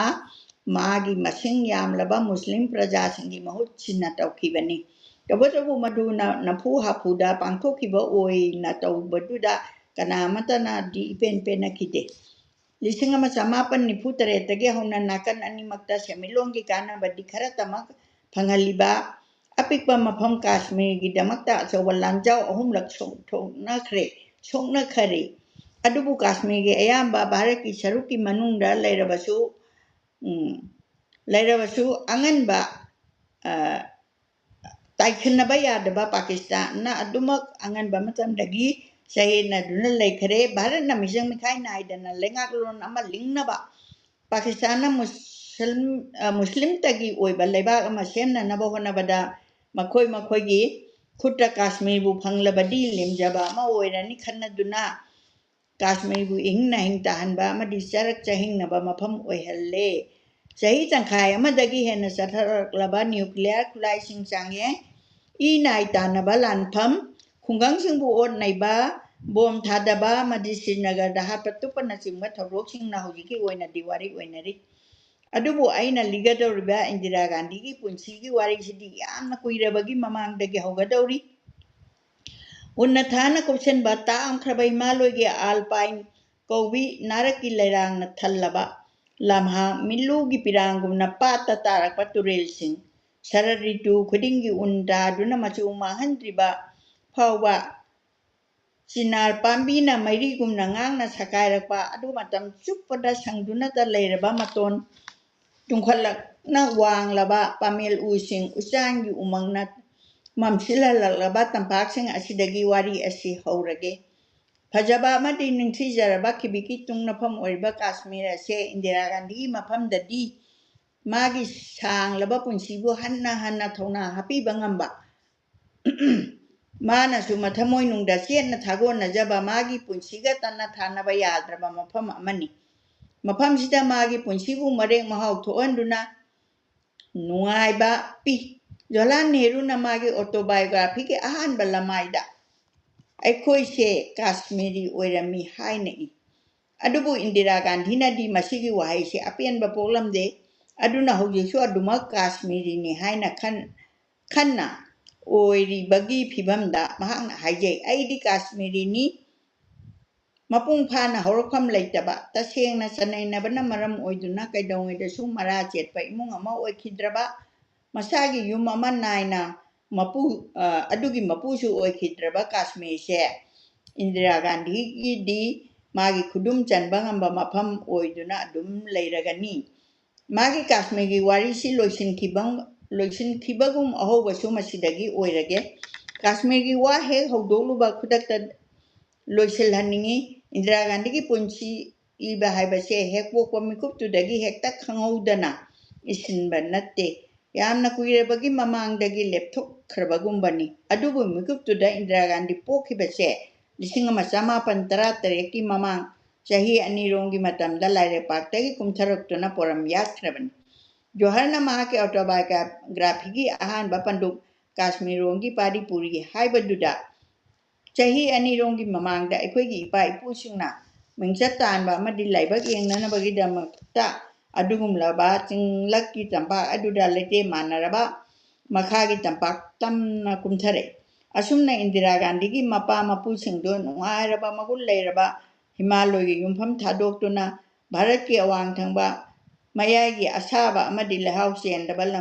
ꯂꯝꯒꯪ ꯇꯝꯄꯥꯛꯇ ꯈꯨꯟꯗꯥꯈꯤ ꯅꯦꯍꯔꯨꯅ ꯃꯈꯣꯏꯒꯤ ꯃꯄꯥ ꯃꯄꯨꯁꯤꯡꯗꯨꯒꯤ ꯃꯔꯛꯇ ꯀꯥꯁꯃꯤꯔꯒꯤ ꯃꯁꯛ ꯅꯥꯏꯕ ꯕ꯭ꯔꯥꯍꯃꯟ ꯔꯥꯖꯀꯣꯜ ꯀꯧꯕ ꯁꯪꯁꯀ꯭ꯔꯤꯠ ꯑꯃꯁꯨꯡ ꯄꯥꯔꯁꯤꯌꯥ ꯅꯤꯡꯊꯤꯅ ꯈꯪꯕ ꯁꯣꯛ 1735ꯗ ꯀꯥꯁꯃꯤꯔ ꯊꯥꯗꯣꯛꯇꯨꯅ ꯗꯤꯜꯂꯤꯗ ꯂꯥꯛꯈꯤꯕ ꯍꯤꯟꯗꯨ ꯄꯟꯗꯤꯠ ꯑꯁꯤꯕꯨ ꯄꯜꯂꯤ ꯃꯐꯝꯗꯨꯗ ꯃꯍꯥꯛꯄꯨ ꯃꯣꯒꯣꯜ ꯅꯤꯡꯊꯧꯔꯦꯜ Farooq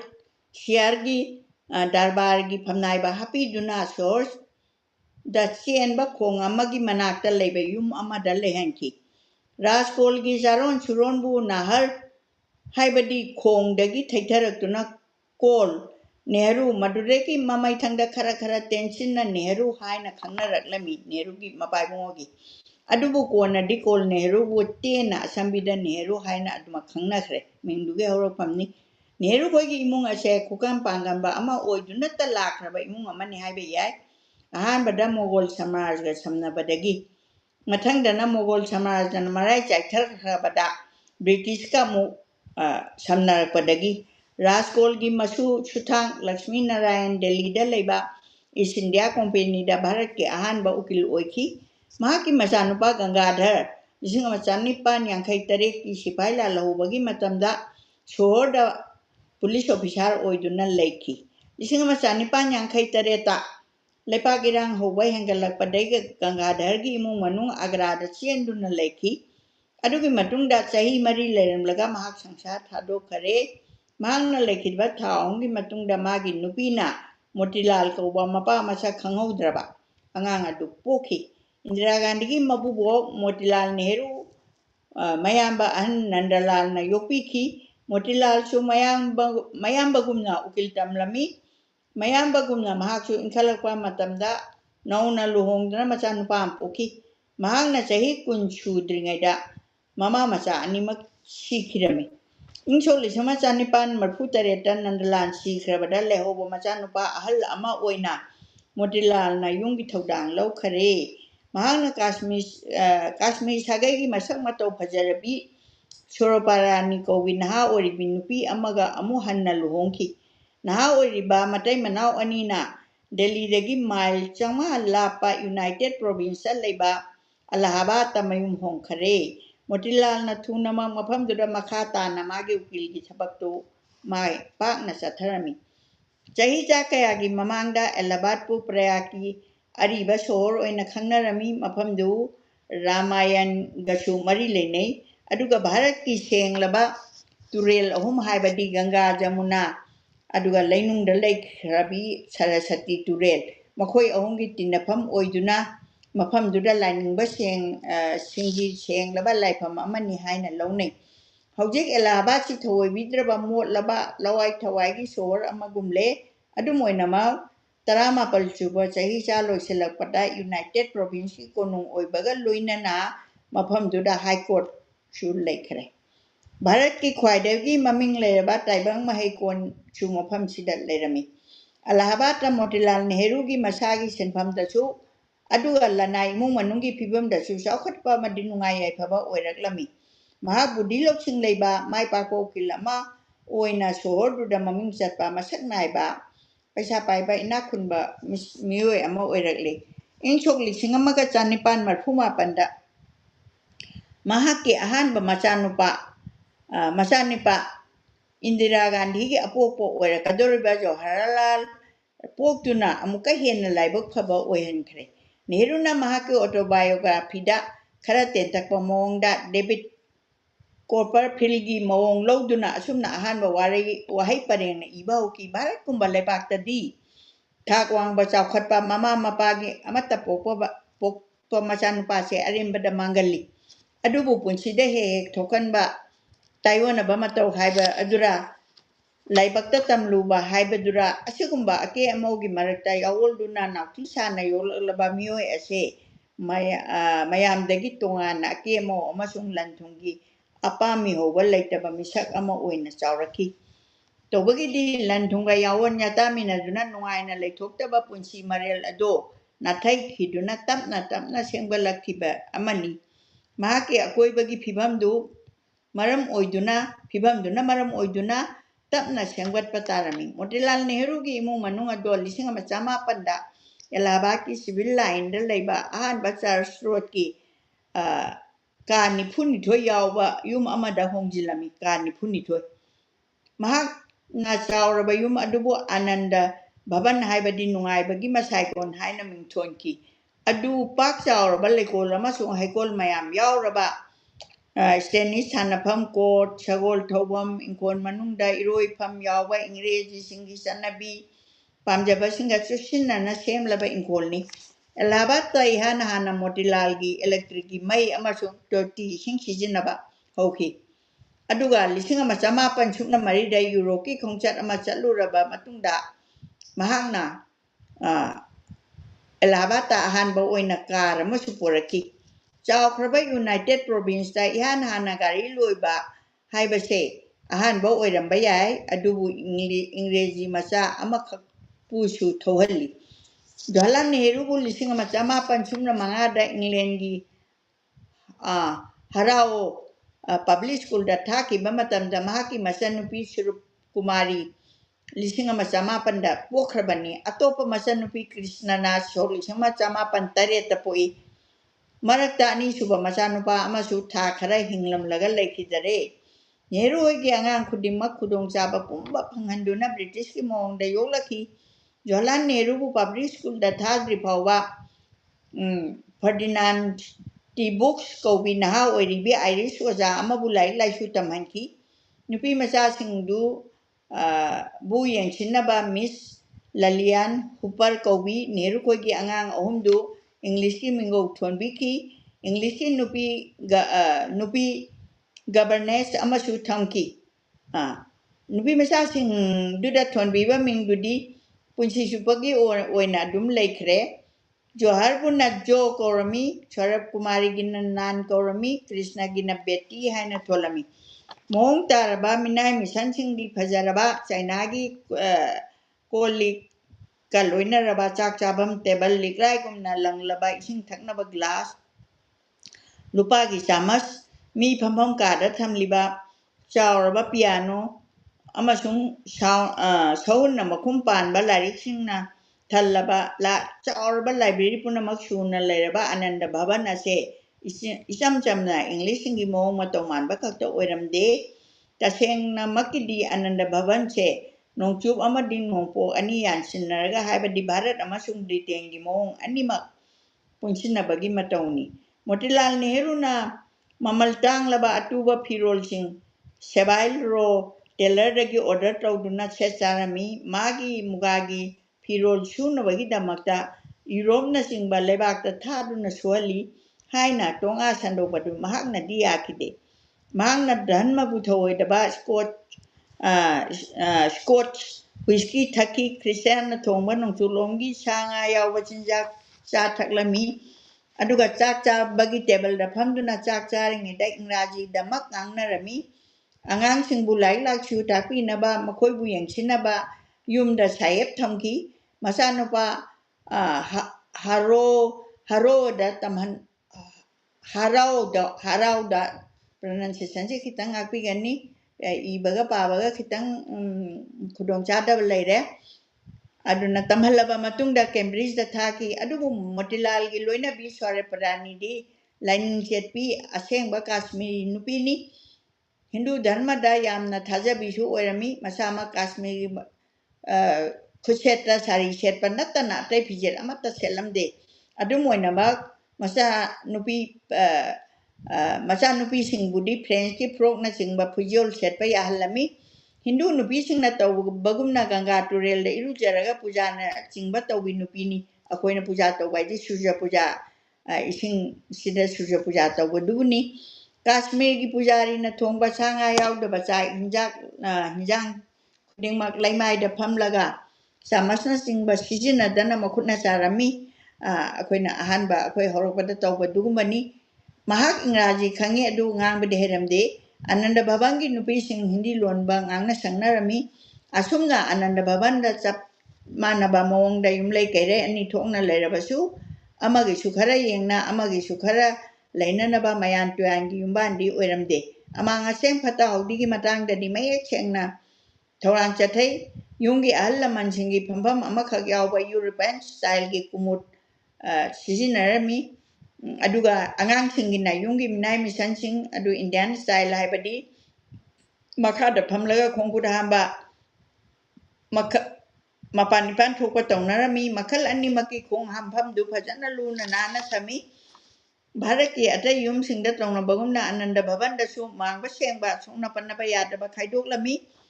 waisit waising tawba mioi da makhal ani maki khong hampham du sengdo khotokpagi thodang lowi khong hampham sing ihan hambada toti ising puchan bal galoinana komotagi ising chaithana naba plus ka happy ayamba matanda Ananda Bhavangi nupa su nupi su nongchu longge ama dibara longge haiba wai ani sidi panaraga lemnarami adumangna tungkoi kibagi wafam dinate Hindu singna mapan lebakta koiba chatpa khotpagi athingba leirabasu asumna sathokluba sing jata hanbagi satnabi amasu leirami Isima samapan supna manga 1905 Jawaharlal Nehru wa ahamba school da mingchanba Britain gi amasung Europe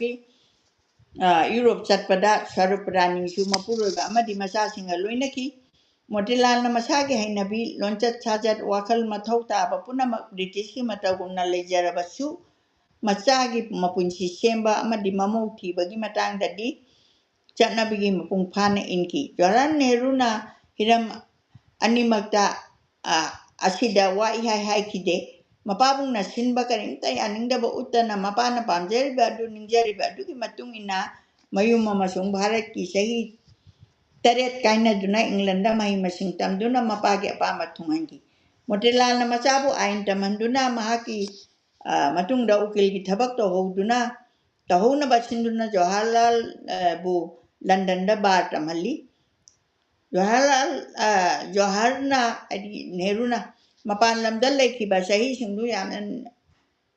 ꯅꯨꯡꯉꯥꯏꯅꯤꯡꯉꯥꯏꯗꯤ ꯑꯣꯏꯈꯤꯗꯦ ꯃꯍꯥꯛꯀꯤ ꯑꯣꯇꯣꯕꯥꯏꯑꯣꯒ꯭ꯔꯥꯐꯤꯗ ꯏꯔꯝꯕ ꯑꯩꯅ ꯕꯥꯔꯒꯤ ꯄꯔꯤꯈꯥꯁꯤꯡꯗꯨ ꯌꯥꯝꯅ ꯃꯤꯡꯆꯠ ꯂꯩꯕ ꯃꯑꯣꯡꯁꯨ ꯅꯠꯇꯕ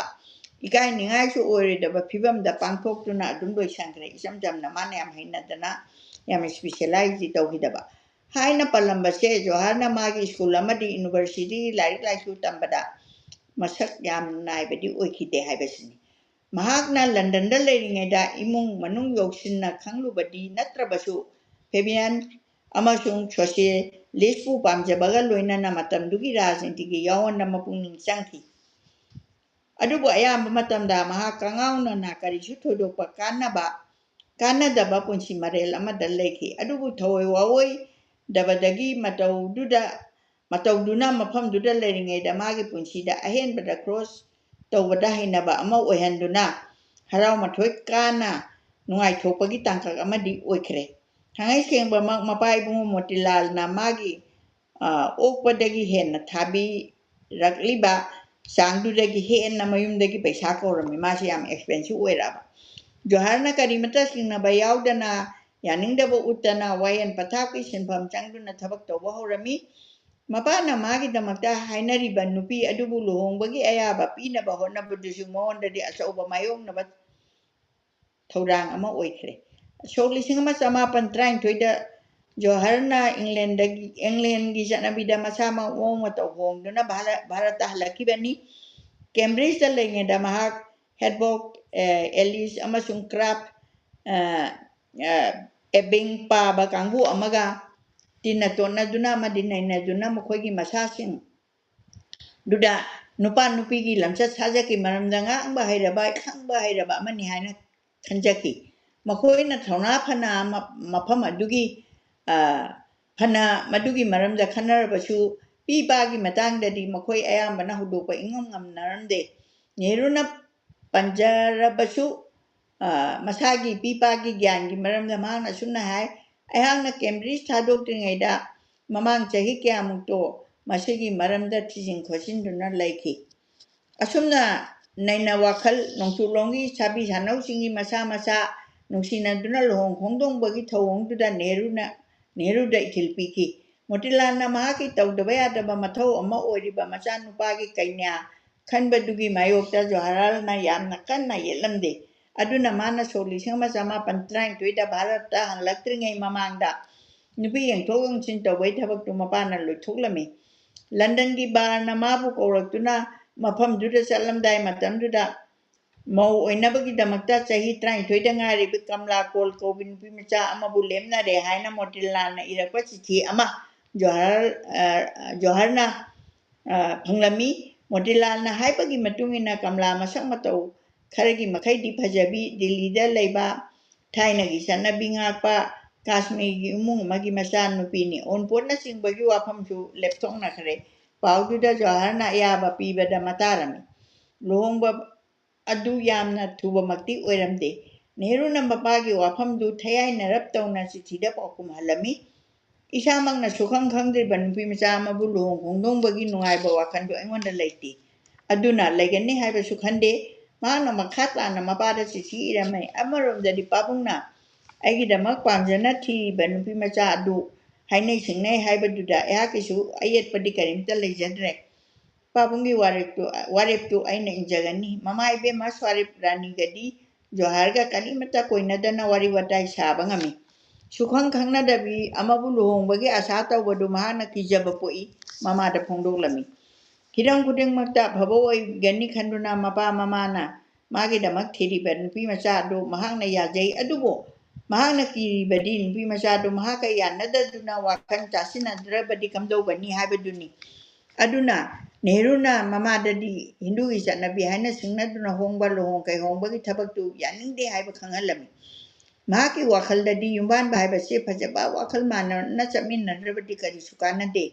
ꯑꯉꯥꯡ ꯃꯁꯤꯡ ꯌꯥꯝꯍꯟꯅꯕꯒꯤꯗꯃꯛꯇꯗꯤ ꯄꯨꯟꯁꯤꯗ ꯒ꯭ꯌꯥꯟ ꯇꯥꯟꯅꯗꯕ ꯑꯃꯁꯨꯡ ꯑꯋꯥꯐꯝꯗ ꯇꯥꯍꯟꯕꯅꯤ ꯍꯥꯏꯅ ꯖꯋꯥꯍꯔꯅ ꯈꯟꯈꯤ ꯚꯥꯔꯠꯇ ꯍꯜꯂꯛꯂꯕ ꯃꯇꯨꯡꯗ ꯌꯨꯝꯕꯥꯟꯕꯒꯤ ꯆꯍꯤ ꯌꯧꯔꯛꯇ꯭ꯔꯤ ꯐꯥꯎꯕ ꯆꯍꯤ 19ꯗ ꯉꯥꯏꯔꯤꯕꯤ Kamala ꯀꯣꯜꯒ luhongdana makhoi ani yumban bagi punsida sungchinna ba hotnabado Nehru masadadi sahi kaya changki punsigi hogolakpada ahanbada sahi taret pumbadu mapalamda hongdokna leiruraga Allahabad halakpa matamdadi luhong kai hongbagi tanna lefam chapam manglamde England leingeda sahi taret ki manungda sagatkiba mahaki wakhal amadi hainabi punamak aihakna yum halaklaba matamda karimatta chasanaramde haiba Jawaharlalna magi autobiography da iki magi tantharaba hiningdaba mapuning phajinduna punchibu mapung phaba mahau leina hingnana bu honarami adum oinamak Nehru ain gi sinpham thadokuna jatigi awonba ahonba poraknabagidamakta magi tantharaba punchida tapna puning thinjamba horaklami mahaki punchigi khongloi thibagi maramda makha chathanaba mama mapaga ningai sangdanaba tokriba haibadudi kana matana khangna khidre matamna hokiba loinana Jawaharlal Kamlaga luhongkiba dudi nanthokpa yadraba ama oikhre Kamlana chahi 13 surokpa matam ingcholisama chama 13 ta Allahabad ta mahana Jawahargi yamna ningthirabi changkhonbi loinabi ama oina laki Kashmir gi sanabi imung amadegi haurakpi Kamlana European gi lamchat sajat amade hainabi sanabi karimata thoina khanglamde Motilal Nehru bi machanupi singi yokchabi mi Suparna Kamlagi kata chamas karamna sijinage dage haina ingraji dangang basu tambirami adu ira laiba thabakti nakkide Kamla kuchu phajabi machamana mubi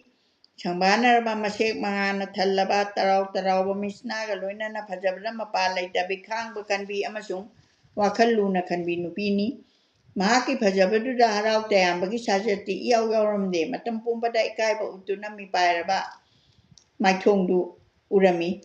mahak machabu semjokchaba natraga chumthokchaba su tauramde hanagi hamu adumak lerami Jawaharlal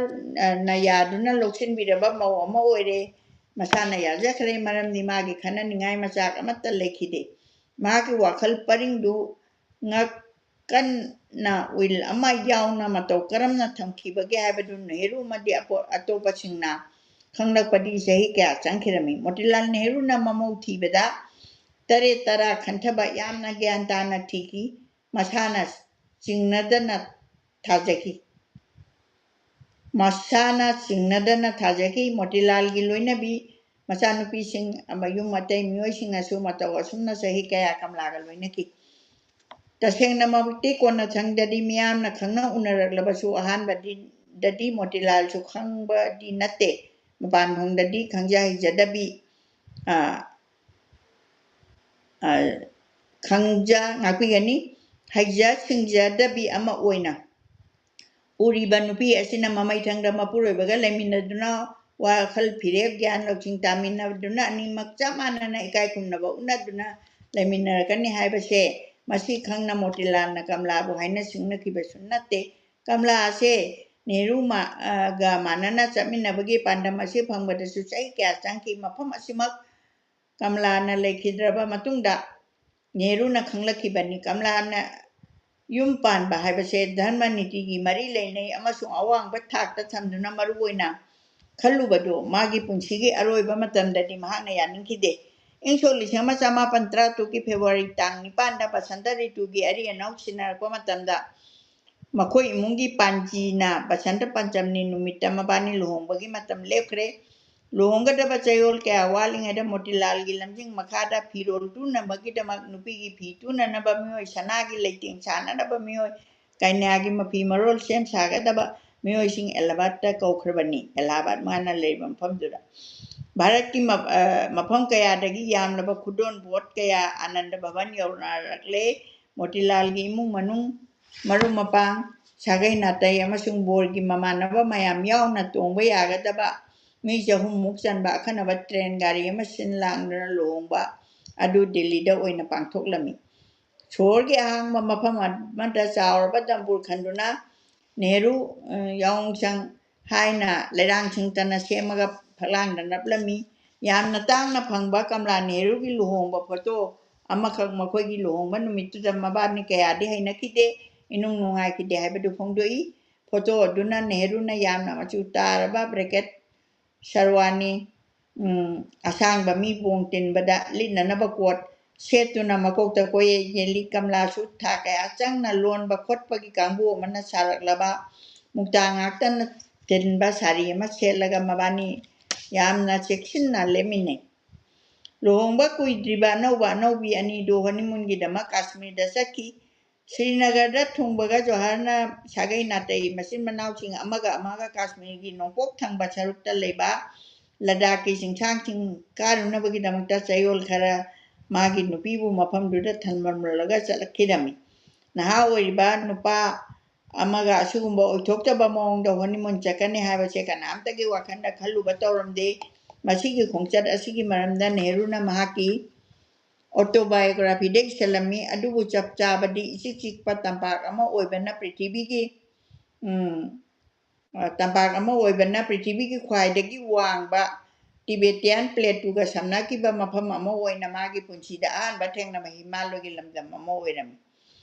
sidagi sum chathara pasina maikai punna makpuksiki pungo kolaba chingjau ching un mapon ane moi honeymoon gi si masida loisange makoina chakadaba lambidu amna chawrba chingjau asina leibadu mafam du mail nipan lapna Amarnath phawbada surungda leiba matayan haina khangnaba mafam du sanna ba makoina warem laki makoina awaba kaya mayong na duna pung train thoi changna chingka khalabatan lumiyong bada thengma matamda dik unna puku kupsille basningo ne koi china chawraba ungi lampak ama yawrami lagi ko ki lupta ki sandolo pogumna ngana ba numiki mangana makoi bu cham thopirami khudakta tarpo un leirik chenba leisin na makoi gi masada kupsillak tuna nongdon atyada meng khanjing khre makoina yoge khalliba Amarnath ki surung adu yongnabagidama lanthok kadaba ungi lampak adu tana changsingadaba do nungsin nungsagi bibam phattabana mapung phana phajana uba phangnamde tawribadu natai charamde Nehru na madu yamna khudong thingai thabak ni haina phungdoklami mafam ayambada leiba arauba lekrakching do anoba unching na toina tasin no hena khudong thiba mafam ohelli asumna itihas amasung rajinti na Jawaharlal amasung magi masanupi Indira Gandhi ade sigi mathaki amtang hangachage madudagi hauna Kashmir singbu Nehru na yamna khoida jaba simak magi tungkoina lekibani Himalaya singjau na monda phungdok phangdana nuai ba wa ana lektabagi wakhal pohanki mahangna ungi lekrakta takiba chahi kunmuki matungda jail da leine manungda amuhana chatluba ngamdraba penba naidraba adugumba sakam adugi maramda mahakna autobiography da asumna eki ehang nomadi Himalaya ko chatuna madulan thoktuna aina pamjaba poching amasung kingchang ching leibam phamaduda thonglugani haina khanduna taleki mayam pamjarure itihas amasung rajinti gi Jawaharlal amasung magi masanupi Indira Gandhi punsigi mawong tahanba da mapung phaba thodang loki Nehru amasung Indira masaibema mabani ma itihasna phajinduna thamki asiba tanna madudagi nanthohan kibani asiba gi wakhandagi makoini mapu thapna thamkide makoina nungsijaba misaksing lekhidabada makoigi manglansing amadi makoigi masamakna siba kikide lamakhangda mangbagi kikide miyoibagi siba changba Kashmir gi singchang chingna michang mikhai naikide miyoibana awaba kaya mayokna duna kundariba tampaksing lapna miyoibagi awa machapu karisu thokchadabagum taibangi harau nuhaibasu kari matakalaktabagum Kashmir gi singchang pareng chingna ingna chingna nganthoi leiri Indira Gandhi na punsi chupa Kashmir gi ningjakhiba mafam chingi singchang na pom chingbu ikhau langjakhiba kanada su awaba pikhidraba unchingbu mita jakhibada kari matanga kham thokte chi baudang aina ngasiki si ai chathajage punamapu khuramjari mathanda amuk makha chathajage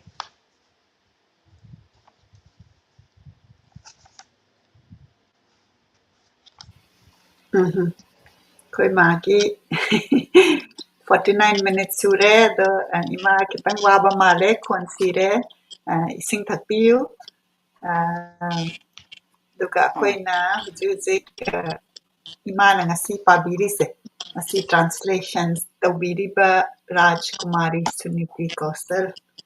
ꯃꯥꯒꯤ ꯄꯤꯛꯆꯔꯁꯦ ꯑꯩ ꯑꯃꯨꯛꯇꯪ ꯖꯨꯝ out ꯇꯧꯖꯔꯛꯀꯦ ꯃꯁꯤꯒꯤ ꯄꯤꯛꯆꯔꯁꯤ 이마다 라릭시 이마나 방문은 밑에 남반이 얌나 뭉시가 ಅದನ್ನ JMCನ ಐನ ಕೌಜಬನಿ ರಾಜಕುಮಾರಿ Suniti ಕೌಸಲ್ನ ಸುಮಾಯಿನ್ ತೌದನ ಅꯩꯈꯣꯏꯒꯤ Indira ಹೈರಿಬ ಲೈರಿಕ್ಸಿ originally Catherine ಫ್ರಾಂಕ್ನ ಇಬನಿ ಅದು ಮಸಿಗೆ ಟ್ರಾನ್ಸ್ಲೇಷನ್ಸೆ ಮಣಿಪುರಿ ಮೈತೈಲೋನ್ದ ತೌರಕಾಂದ ꯑꯩꯈꯣꯏ ꯃꯌꯥꯝꯒꯤꯗꯃꯛꯇ ꯈꯨꯗꯣꯜ ꯍꯥꯏꯇꯥꯔꯦ ꯃꯁꯤ ꯇꯧꯕꯤꯕꯁꯤ ꯌꯥꯝꯅ ꯅꯨꯡꯉꯥꯏ ꯑꯗꯨꯅ ꯂꯥꯏꯔꯤꯛ ꯑꯁꯤ ꯃꯅꯤꯄꯨꯔꯒꯤ ꯃꯐꯝꯗꯁꯨ ꯑꯗꯨꯝ ꯐꯪꯕꯤꯒꯅꯤ ꯄꯨꯝꯅꯃꯛꯅ ꯌꯦꯡꯈꯠꯄꯤꯔꯒ ꯑꯃꯨꯛꯇꯪ ꯗꯤꯇꯦꯜꯗ ꯍꯥꯏꯇꯥꯔꯦ ꯏꯃꯥꯅ ꯄ꯭ꯔꯤꯚ꯭ꯌꯨ ꯑꯃ ꯄꯤꯔꯒꯁꯨ ꯑꯗꯨꯅ JMC ꯑꯩꯈꯣꯏꯒꯤ author of Manipur author of the ꯋꯥꯔꯜ ꯍꯥꯏꯕ ꯁꯤꯔꯤꯁꯁꯤ ꯂꯥꯏꯕ꯭ꯔꯦꯔꯤ ꯑꯣꯐ ꯃꯅꯤꯄꯨꯔꯒꯤ ꯁꯤꯔꯤꯁ ꯑꯃ ꯇꯧꯖꯕꯅꯤ ꯃꯁꯤꯗ JMCꯁꯨ invite tꯧꯖꯔꯒ ꯑꯩꯈꯣꯏ ꯑꯃꯨꯛꯇꯪ ꯋꯥꯔꯤ ꯁꯥꯟꯅꯃꯤꯟꯅꯁꯤ ꯍꯥꯏꯅ request tꯧꯖꯔꯤ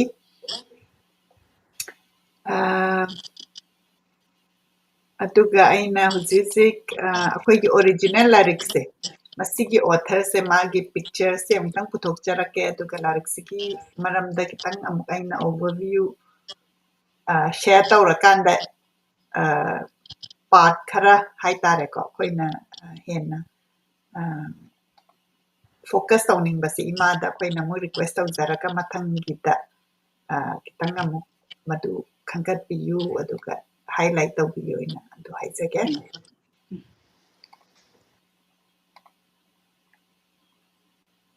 okay see originally ibi ba Catherine Franks magi picture ni asinda ina ucharisi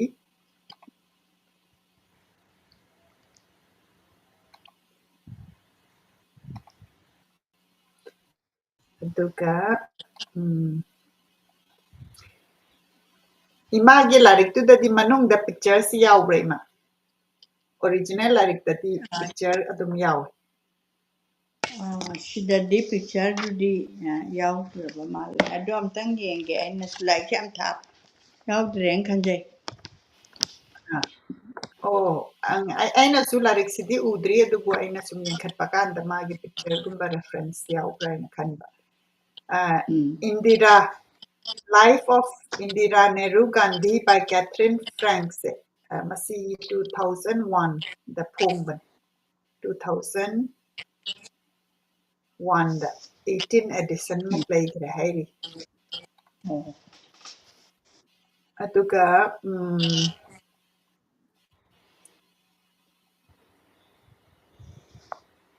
masigi biography si India gi oina ko ma third prime minister Indira Gandhi gi magi maramda focus horaga ma he pokpadagi laikidabase ma pokpase 1917 da pokpani aduga laikidabase na 1984 se koi ma assassinate tawdibase koi na dum khanghawi hai tare ko aduga author se interestingly ma si American born biographer ne ma masigi lare diba Catherine se aduga mana larik se iba kandane chahi taruk research taweba man Indira sigi maramda mana larik ama iba se atami se thatagi ketna nateba imagi larik iba tu bote mai be larik macha ma iba da yam koina changana process adu tawina adu magi si iba da research chahi taruk tawgi hai the publication is in 2001 da mas Harper Collins na UK aduga Houghton Mifflin US da mai tawraga multiple edition release tawkhidana maina ibin yamna chawba larik ni imana su pire 592 page oibako the mas mainly three part divide the way larik se magi childhood Indira Nehru oina adagidi magi luhongnaba matungda Indira Gandhi oina adagidi mathangdana mai political career se prime minister ama oina magi personal public dimension adongda focus tawatan ꯑꯗꯨꯒ Catherine ꯐ꯭ꯔꯥꯡꯛꯁꯤꯅꯅꯦ interview ꯆꯥꯝꯃꯃꯨꯛ ꯇꯧꯋꯦ ꯍꯥꯏꯕ ꯃꯥꯅ ꯂꯥꯏꯔꯤꯛꯁꯦ ꯏꯔꯛꯅꯕꯒꯤꯗꯃꯛꯇ ꯑꯗꯒꯤ ꯃꯥꯅ refer ꯇꯧꯔꯤꯕꯁꯦ unpublished letter archival material adagi correspondence with Dorothy Norman yamna mana masigi warise puthoraknaba hotnarakpada haitarekko aduna personal focus tamana indirasi yamna humanize oinaba magi angang oiringaida matomda chawrakpa adagi magi father ga kitang strain oiba relationship adagi luhongba trouble marriage hai mai luhongbata nungaitaba khotaba madu Firoz Gandhi da luhongbagi adugumagi malariksita ibi adagi political context tana mung ngasagi India gi independence movement 1971 India Pakistan war adagi emergency 1975 1977 da thokiba adagi operation blue star 1984 da thokiba aduga Indira Gandhi gi assassination masigi maramdasu munna ibi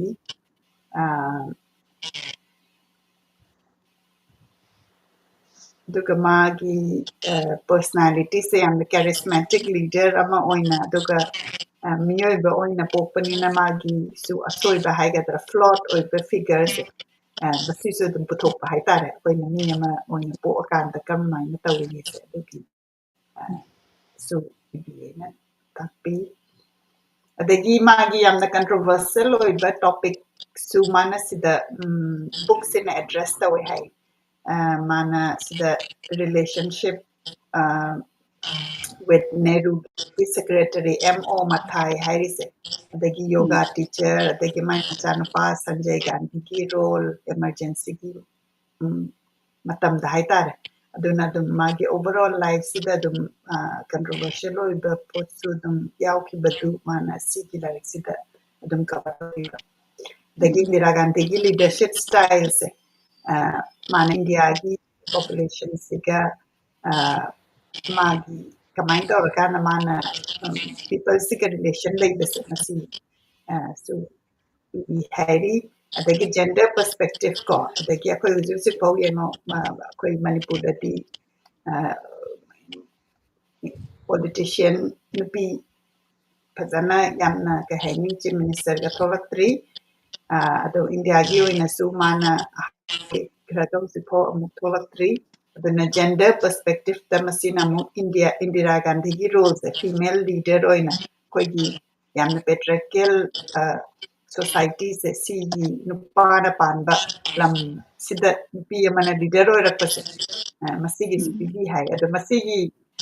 si chapter oina yaubra natraga magi underlining da oibra khangde ado chapter oina yauragadi masi imana mathangda adugumadu pabirati nangaiga ai anum select amtang aduga masigi la aduga ahan smai to dana yamna haibi introductory si yauramdragadi makha sathaba nungairoyena writer gisu ibirakpa translator gisu sumain thamjabani mathangdadi lairikhi yam chawraba lainina continuously adu ai pajararoi yam important oiba mayamna pahaningba oiragasu adum takpirau aduga ainasu adum select tawjagige adu mai chalamdai kana yauri saisida yamna fajaramgani na khale akoi India da tawribdo akoi su khangau uhoba loina hode natragasu ma kakhiba kaidobasi akoina dum khangauba uhoba adagi magi blood taramba bauda akoi Delhi da 1985 adagi area adai du leirami yam aduna yamna thongna phaba nupi amadi oiba adu Manipur da lakpa matamdasu magi mase mayamna yadre habse amuba play ka se pareng hanga lepaga leyeba akoi Imphal college tami adu mase amtang una phangadi kaina akoi sam tandabado ada imanabi gi gari am lei adu akoi ga tongkhatla chalubada mayam sina ꯆꯠꯂꯨꯔꯅꯨ ꯉꯁꯤꯗꯤ ꯏꯔꯥꯡ ꯍꯧꯔꯅꯤꯅ ꯀꯥꯡꯖꯩꯕꯨꯡꯗꯒ ꯃꯩ ꯊꯥꯈꯔꯦ ꯑꯗꯨ ꯏꯟꯗꯤꯔꯥ ꯒꯥꯟꯙꯤꯅ ꯑꯁ ꯅꯣꯏꯒꯤ ꯀꯩꯅꯣꯁꯤꯗꯤ ꯅꯣꯏꯅ ꯃꯩꯒ ꯊꯥꯗꯅ ꯑꯩ ꯂꯥꯛꯄꯩ ꯇꯧꯔꯤꯗꯣ ꯑꯩ ꯅꯣꯏ ꯀꯤꯗꯧ ꯅꯠꯇꯦ ꯕ꯭ꯔꯤꯇꯤꯁꯀꯤ ꯅꯣꯡꯃꯩ ꯃꯔꯨ ꯃꯔꯛꯇ ꯑꯩ ꯍꯤꯡꯉꯛꯏꯅꯤ ꯍꯥꯏ ꯀꯥꯏꯅ ꯑꯩꯈꯣꯏ ꯋꯥꯔꯤꯒ ꯇꯧꯅꯗꯅ ꯃꯥꯏ ꯊꯧꯅꯥ ꯐꯕꯗꯣ ꯑꯗꯣ ꯑꯗꯨꯗꯒꯤ ꯑꯩꯈꯣꯏꯅ ꯑꯗꯨꯝ ꯈꯪꯈꯤꯕ ꯇꯥꯈꯤꯕꯅꯤ ꯑꯗꯨꯅ ꯉꯁꯤꯗꯤ ꯍꯧꯖꯤꯛ ꯏꯕꯦꯝꯃ ꯁꯨꯅꯤꯇꯤ ꯀꯨꯃꯥꯔꯤꯅ ꯀꯩꯅꯣ ꯇꯧꯔꯤꯁꯦ ꯇ꯭ꯔꯥꯟꯁꯂꯦꯠ ꯇꯧꯕꯁꯤꯗ ꯉꯝꯅꯃꯛꯅ ꯂꯃꯥꯏ 734ꯅꯦꯕ ꯄꯥꯜꯂꯤꯁꯦ ꯇ꯭ꯔꯥꯟꯁꯂꯦꯠꯁꯤꯗ ꯑꯗꯨꯅ ꯑꯆꯧꯕ ꯂꯥꯏꯔꯤꯛꯅꯤꯅ ꯑꯩꯅ ꯁꯦꯂꯦꯛ ꯇꯧꯖꯔꯛꯀꯦ ꯃꯌꯥꯝꯅꯁꯨ ꯇꯥꯕꯤꯔꯤꯕꯁꯤꯡꯅ ꯑꯗꯨꯒꯤ ꯃꯇꯥꯡꯗꯣ ꯍꯥꯏꯅ ꯑꯩꯉꯣꯟꯗ ꯄꯣꯏꯟ ꯑꯥꯎꯠ ꯇꯧꯕꯤꯔꯛꯎ ꯑꯗꯨꯒ ꯑꯩ ꯑꯗꯨꯝ ꯄꯥꯖꯒꯦ ꯑꯗꯨꯒ ꯅꯨꯃꯤꯠ ꯅꯤꯅꯤꯒꯤ ꯃꯅꯨꯡꯗꯗꯤ ꯂꯣꯏꯕ ꯁꯦꯂꯦꯛ ꯇꯧꯕ ꯉꯝꯒꯗ꯭ꯔꯥ ꯉꯝꯃꯣꯏꯗ꯭ꯔꯥ ꯍꯥꯏꯗꯣ ꯑꯩꯅ ꯁꯤ ꯂꯦꯞꯈ꯭ꯔꯒꯁꯨ ꯑꯇꯣꯞꯄ ꯑꯃ ꯌꯦꯡꯉꯒꯁꯨ ꯑꯩꯅ ꯑꯇꯣꯞꯄ ꯌꯦꯡꯒꯦ ꯍꯥꯏꯕ ꯅꯠꯇꯕ ꯃꯌꯥꯝꯁꯤ ꯁꯨꯝ ꯀꯟꯇꯤꯅ꯭ꯌꯨꯁꯂꯤ ꯄꯥꯕꯗꯨꯗꯤ ꯈꯤꯇꯪ ꯑꯩ ꯇꯧꯖꯗꯦ ꯅꯨꯃꯤꯠ 5ꯅꯤ ꯌꯥꯝꯃꯕꯗ ꯑꯗꯨꯃꯥꯏꯅ ꯇꯧꯔꯒ ꯑꯩ ꯃꯊꯪꯗ ꯐꯤꯒꯔ ꯄꯥꯔꯁꯟ ꯂꯩꯔꯤꯕꯁꯤꯡꯁꯦ ꯑꯩꯈꯣꯏ ꯑꯉꯥꯡꯁꯤꯡꯅꯁꯨ ꯑꯆꯧꯕꯁꯤ ꯀꯃꯥꯏꯅ ꯑꯣꯏꯔꯛꯏ ꯀꯥꯏꯕ ꯈꯪꯅꯅꯕ ꯑꯩꯅ ꯌꯥꯝ ꯄꯥꯅꯤꯡꯕꯁꯨ ꯄꯣꯛꯈꯤꯕ ꯑꯗ ꯏꯆꯥꯕꯦꯝꯃꯁꯤꯅꯁꯨ ꯌꯥꯝ ꯅꯨꯡꯁꯤꯅ ꯄꯤꯕꯤꯔꯛꯄ ꯑꯗꯨꯒ ꯂꯣꯏꯅꯅ ꯑꯩ ꯉꯁꯤꯗꯤ ꯏꯟꯇ꯭ꯔꯣꯗꯛꯇꯔꯤꯁꯤꯗ ꯑꯗꯨꯝ ꯁ꯭ꯋꯥꯏꯗ ꯑꯗꯨꯝ ꯂꯣꯏꯁꯤꯟꯖꯒꯦ ꯃꯌꯥꯝ ꯄꯨꯝꯅꯃꯛꯁꯨ ꯉꯥꯛꯄꯤꯒꯅꯤ ꯑꯗꯨꯒ ꯄꯨꯝꯅꯃꯛ ꯃꯤꯑꯣꯏꯁꯤꯡꯁꯤꯅꯁꯨ ꯀꯩꯅꯣꯁꯤꯗ ꯍꯥꯏꯕꯤꯔꯛꯎ ꯊꯝꯖꯒꯦ ꯑꯗꯨꯃꯥꯏꯅ ꯇꯧꯔꯒ ꯑꯩꯒꯤ ꯂꯥꯏꯔꯤꯛꯁꯦ ꯑꯩꯈꯣꯏꯅ introductionꯅꯦꯕ ꯑꯗꯨꯒ ꯃꯌꯥꯝꯅ full ꯑꯣꯏꯅ ꯄꯥꯕꯤꯕꯒꯤꯗꯃꯛꯇꯗꯤ ꯂꯥꯏꯔꯤꯛꯁꯤ ꯂꯩꯕꯤꯔꯀꯥꯟꯗ refer ꯇꯧꯕꯤꯌꯨ ꯂꯥꯏꯔꯤꯛꯁꯤꯗ ꯃꯁꯤꯗ ꯍꯥꯏꯔꯤꯁꯦ ꯃꯥꯒꯤ ꯂꯦꯇꯔꯁꯦ इंदिरा गांधीꯁꯤꯅ डोरोथी नॉर्मन हाइबꯁꯤꯗ लेटरꯁꯤꯗ इरकांदा मसिगी लेटरदुगी माना वुमेन लीडर अमा ओइरगसु मागी इमोशनल स्ट्रगल इनसिक्योरिटी अदगी माने यामना लोनली ओइबा मतांग ओइकिबा अदुगुंबगी रिफ्लेक्शन यावे हाय अदुगुंबसु अदुम अखोइना मदु तानिंगी आई अदगी मसिगी लारिक्सी अदुम लैंग्वेज अतै मयामदसु ट्रांसलेट तौरे अदो अखोइ मणिपुरी मैते लोंदा हुजिक अमुक तौरकांदा जेमसी ना तौबिरक्पसि यामना नुंगाई ꯍꯧꯖꯤꯛꯀꯤꯗꯣ ꯑꯩ ꯀꯩꯅꯣꯝꯇ ꯃꯔꯛ ꯊꯠꯀꯦꯀꯣ ꯄꯤꯛꯆꯔꯁꯦ ꯌꯥꯎꯔꯝꯃꯦ ꯑꯩꯁꯦ ꯂꯥꯏꯔꯤꯛ ꯐꯥꯎꯕ ꯍꯥꯡꯗꯣꯛꯄ ꯂꯣꯏꯗ꯭ꯔꯤꯉꯩꯗ ꯄꯥꯅꯤꯡꯕꯅ ꯍꯦꯜꯂꯛꯇꯅꯀꯣ ꯁꯤ ꯂꯃꯥꯏ 310 ꯌꯧꯔꯛꯄ ꯃꯇꯝꯗ ꯏꯟꯗꯤꯔꯥ ꯒꯥꯟꯙꯤ ꯃꯈꯣꯏ ꯑꯅꯤ ꯁꯛ ꯈꯪꯅꯔꯛꯄ ꯃꯇꯝꯗ ꯐꯤꯔꯣꯖꯅ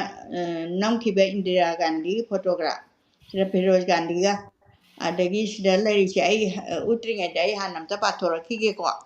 ꯃꯊꯛꯇ ꯏꯪ ꯁꯣꯛ 1894ꯒꯤ ꯑꯉꯟꯕ ꯃꯇꯝꯗ ꯐꯤꯔꯣꯖ ꯑꯃꯗꯤ ꯏꯟꯗꯤꯔꯥ ꯅ ꯏꯪꯂꯦꯟꯗꯒꯤ ꯚꯥꯔꯠꯇ ꯍꯜꯂꯛꯄꯒꯤ ꯂꯝꯕꯤꯗ ꯖꯍꯥꯖꯗ ꯅꯝꯈꯤꯕ ꯐꯣꯇꯣꯅꯤ ꯑꯗꯩ ꯐꯣꯇꯣ ꯌꯥꯎꯔꯤꯁꯤꯡꯁꯦ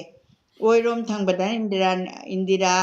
ꯅꯦꯍꯔꯨ ꯐꯤꯔꯣꯖ ꯒꯥꯟꯙꯤ ꯂꯨꯍꯣꯡꯕ ꯑꯣꯏꯔꯣꯝꯗꯅ ꯑꯔꯣꯏꯕ ꯃꯇꯥꯏꯗ ꯖꯋꯥꯍꯔꯂꯥꯜ ꯅꯦꯍꯔꯨ ꯌꯦꯠꯂꯣꯝ ꯊꯪꯕꯒꯤ ꯑꯔꯣꯏꯕ ꯃꯇꯝꯗꯅ ꯁꯣꯔꯣꯖꯤꯅꯤ ꯅꯥꯏꯗꯨ ꯑꯗꯩ ꯃꯁꯦꯛ ꯃꯉꯥꯜ ꯅꯥꯏꯔꯕꯤ ꯅꯤꯡꯊꯤꯔꯕꯤ ꯀꯩꯅꯥ ꯏꯟꯗꯤꯔꯥ ꯒꯥꯟꯙꯤꯒꯤ ꯂꯨꯍꯣꯡꯕ ꯅꯨꯃꯤꯠꯀꯤ ꯁꯛꯇꯝ ꯌꯥꯝ ꯆꯝꯖꯥꯠꯅꯤ ꯃꯣꯏ ꯇꯧꯔꯤꯁꯦ ꯑꯣꯏꯔꯣꯝ ꯊꯪꯕꯗꯅ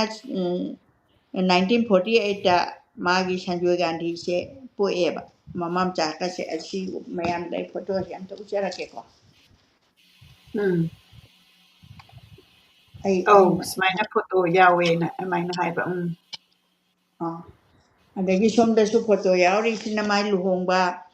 ꯑꯗꯨꯒ ꯃꯆꯥꯅꯨꯄꯥ ꯑꯃ ꯄꯣꯛꯄꯁꯤꯐꯥꯎꯒꯤ ꯄꯦꯖꯁꯤꯗ ꯂꯩꯔꯕ ꯃꯇꯨꯡꯁꯤꯗ ꯁꯣꯝꯗꯅ ꯑꯃꯨꯛ 1966ꯗ ꯏꯟꯗꯤꯔꯥ ꯒꯥꯟꯙꯤ ꯄ꯭ꯔꯙꯥꯟ ꯃꯟꯇ꯭ꯔꯤ ꯑꯣꯏꯔꯕ ꯃꯇꯨꯡꯗ ꯇꯥꯏꯝ ꯃꯦꯒꯥꯖꯤꯟꯒꯤ ꯃꯈꯨꯝꯗ ꯅꯨꯄꯤꯒꯤ ꯃꯈꯨꯠꯇ ꯈꯨꯗꯣꯡ ꯊꯤꯅꯤꯡꯉꯥꯏ ꯑꯣꯏꯔꯕ ꯚꯥꯔꯠ ꯍꯥꯏꯗꯨꯅ ꯊꯥꯗꯨꯅ ꯐꯣꯡꯈꯤꯕ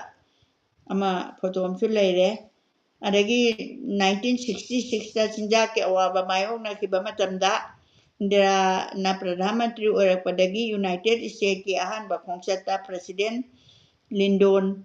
ꯂꯤꯟꯗꯣꯟꯒ ꯎꯅꯈꯤꯕ ꯂꯨꯆꯤꯡꯕ ꯑꯅꯤ ꯎꯅꯈꯤꯕꯗꯨ ꯈꯟꯅꯅꯤꯡꯉꯥꯏ ꯑꯣꯏꯕ ꯋꯥꯐꯝ ꯑꯗꯒꯤ ꯑꯃꯨꯛ 1967ꯗ ꯚꯣꯠ ꯈꯣꯝꯕ ꯆꯠꯄꯗ ꯎꯔꯤꯁꯥꯗ ꯅꯨꯡꯅ ꯊꯣꯝꯂꯛꯄ ꯗ ꯏꯟꯗꯤꯔꯥ ꯒꯥꯟꯙꯤꯒꯤ ꯃꯅꯥꯇꯣꯟ ꯀꯥꯏꯗꯨꯅ ꯕꯦꯟꯗꯦꯖ ꯌꯦꯠꯁꯤꯟꯕꯗ ꯃꯁꯥꯅ ꯕꯦꯠꯃꯦꯟ ꯃꯥꯜꯂꯤ ꯍꯥꯏꯖꯈꯤꯕꯒꯤ ꯁꯛꯇꯝ ꯑꯗꯩ ꯃꯥꯏ ꯅꯨꯡ ꯊꯨꯝꯃꯛꯏꯅꯤꯀꯣ ꯔꯥꯁꯇ꯭ꯔꯄꯇꯤ ꯔꯥꯙꯥꯀ꯭ꯔꯤꯁꯅꯅꯁꯨ ꯃꯍꯥꯛꯀ ꯂꯦꯞꯃꯤꯟꯅꯔꯝꯃꯤ ꯌꯦꯠꯂꯣꯝꯗꯅ Kabjajang Road ba What over Indira the nung tome the nung nga ba? sida yauri bandage ga loin pule Oh. aduga Indira gi masanupa Rajiv amasung Sanjoy na 1967 sida di masa ani se phangjare ye ka oiga ga name 1966 ta sinja ke awaba mayong na kibado Pradhan Mantri oirapagi United States ki ahanba khongchang akhoi sidasu hangar marshal tawgidu 1965 aduga ahanba khongchatta President Lindo nga unakiba lusingba ani unakiba du khana ningai oiba Lindo asina mana 1966 ki January da Pradhan Mantri na matung da Time magazine gi makhum da nupi gi mukutta khudong thingai oiba Bharat nupi gi mukutta haidun thaduna phongkiba Times ka phongba se cinema gi mamaida nungna thomba de yam thin as yam danger ni ne adai ko nanga muka pa halim ni do yare ko ya birani ko Hoi mana yaure sumain tawdana ang direct si pura hetta yamna research tawrakanda ibirakpa larikneba. dai sida Adi su ya ma pajaba mapa ako amuka wali ai ut ke ningkha tam khibagi he matung dan namin nakiba Indira amasung Nehru machan pise mana di phajana di sem bajani Lising ama samapa nyangkai nipan September thada Bhutan gising nambida langkoi basat kiba Indira amasung Nehru Bhutan daga challe mapaga maga aduga sigi manungi pe sidana mathakta mahak pu Congress President ohelaba matungda Indira na wangang kibagi sakta mamsu leire adagi Nehru lekhidraba hachang thamlegeda Indira na nakanda lekhibagi saktam 1964 da me thada Jawaharlal Nehru lekhidaba sida pe sida loina yaudana leire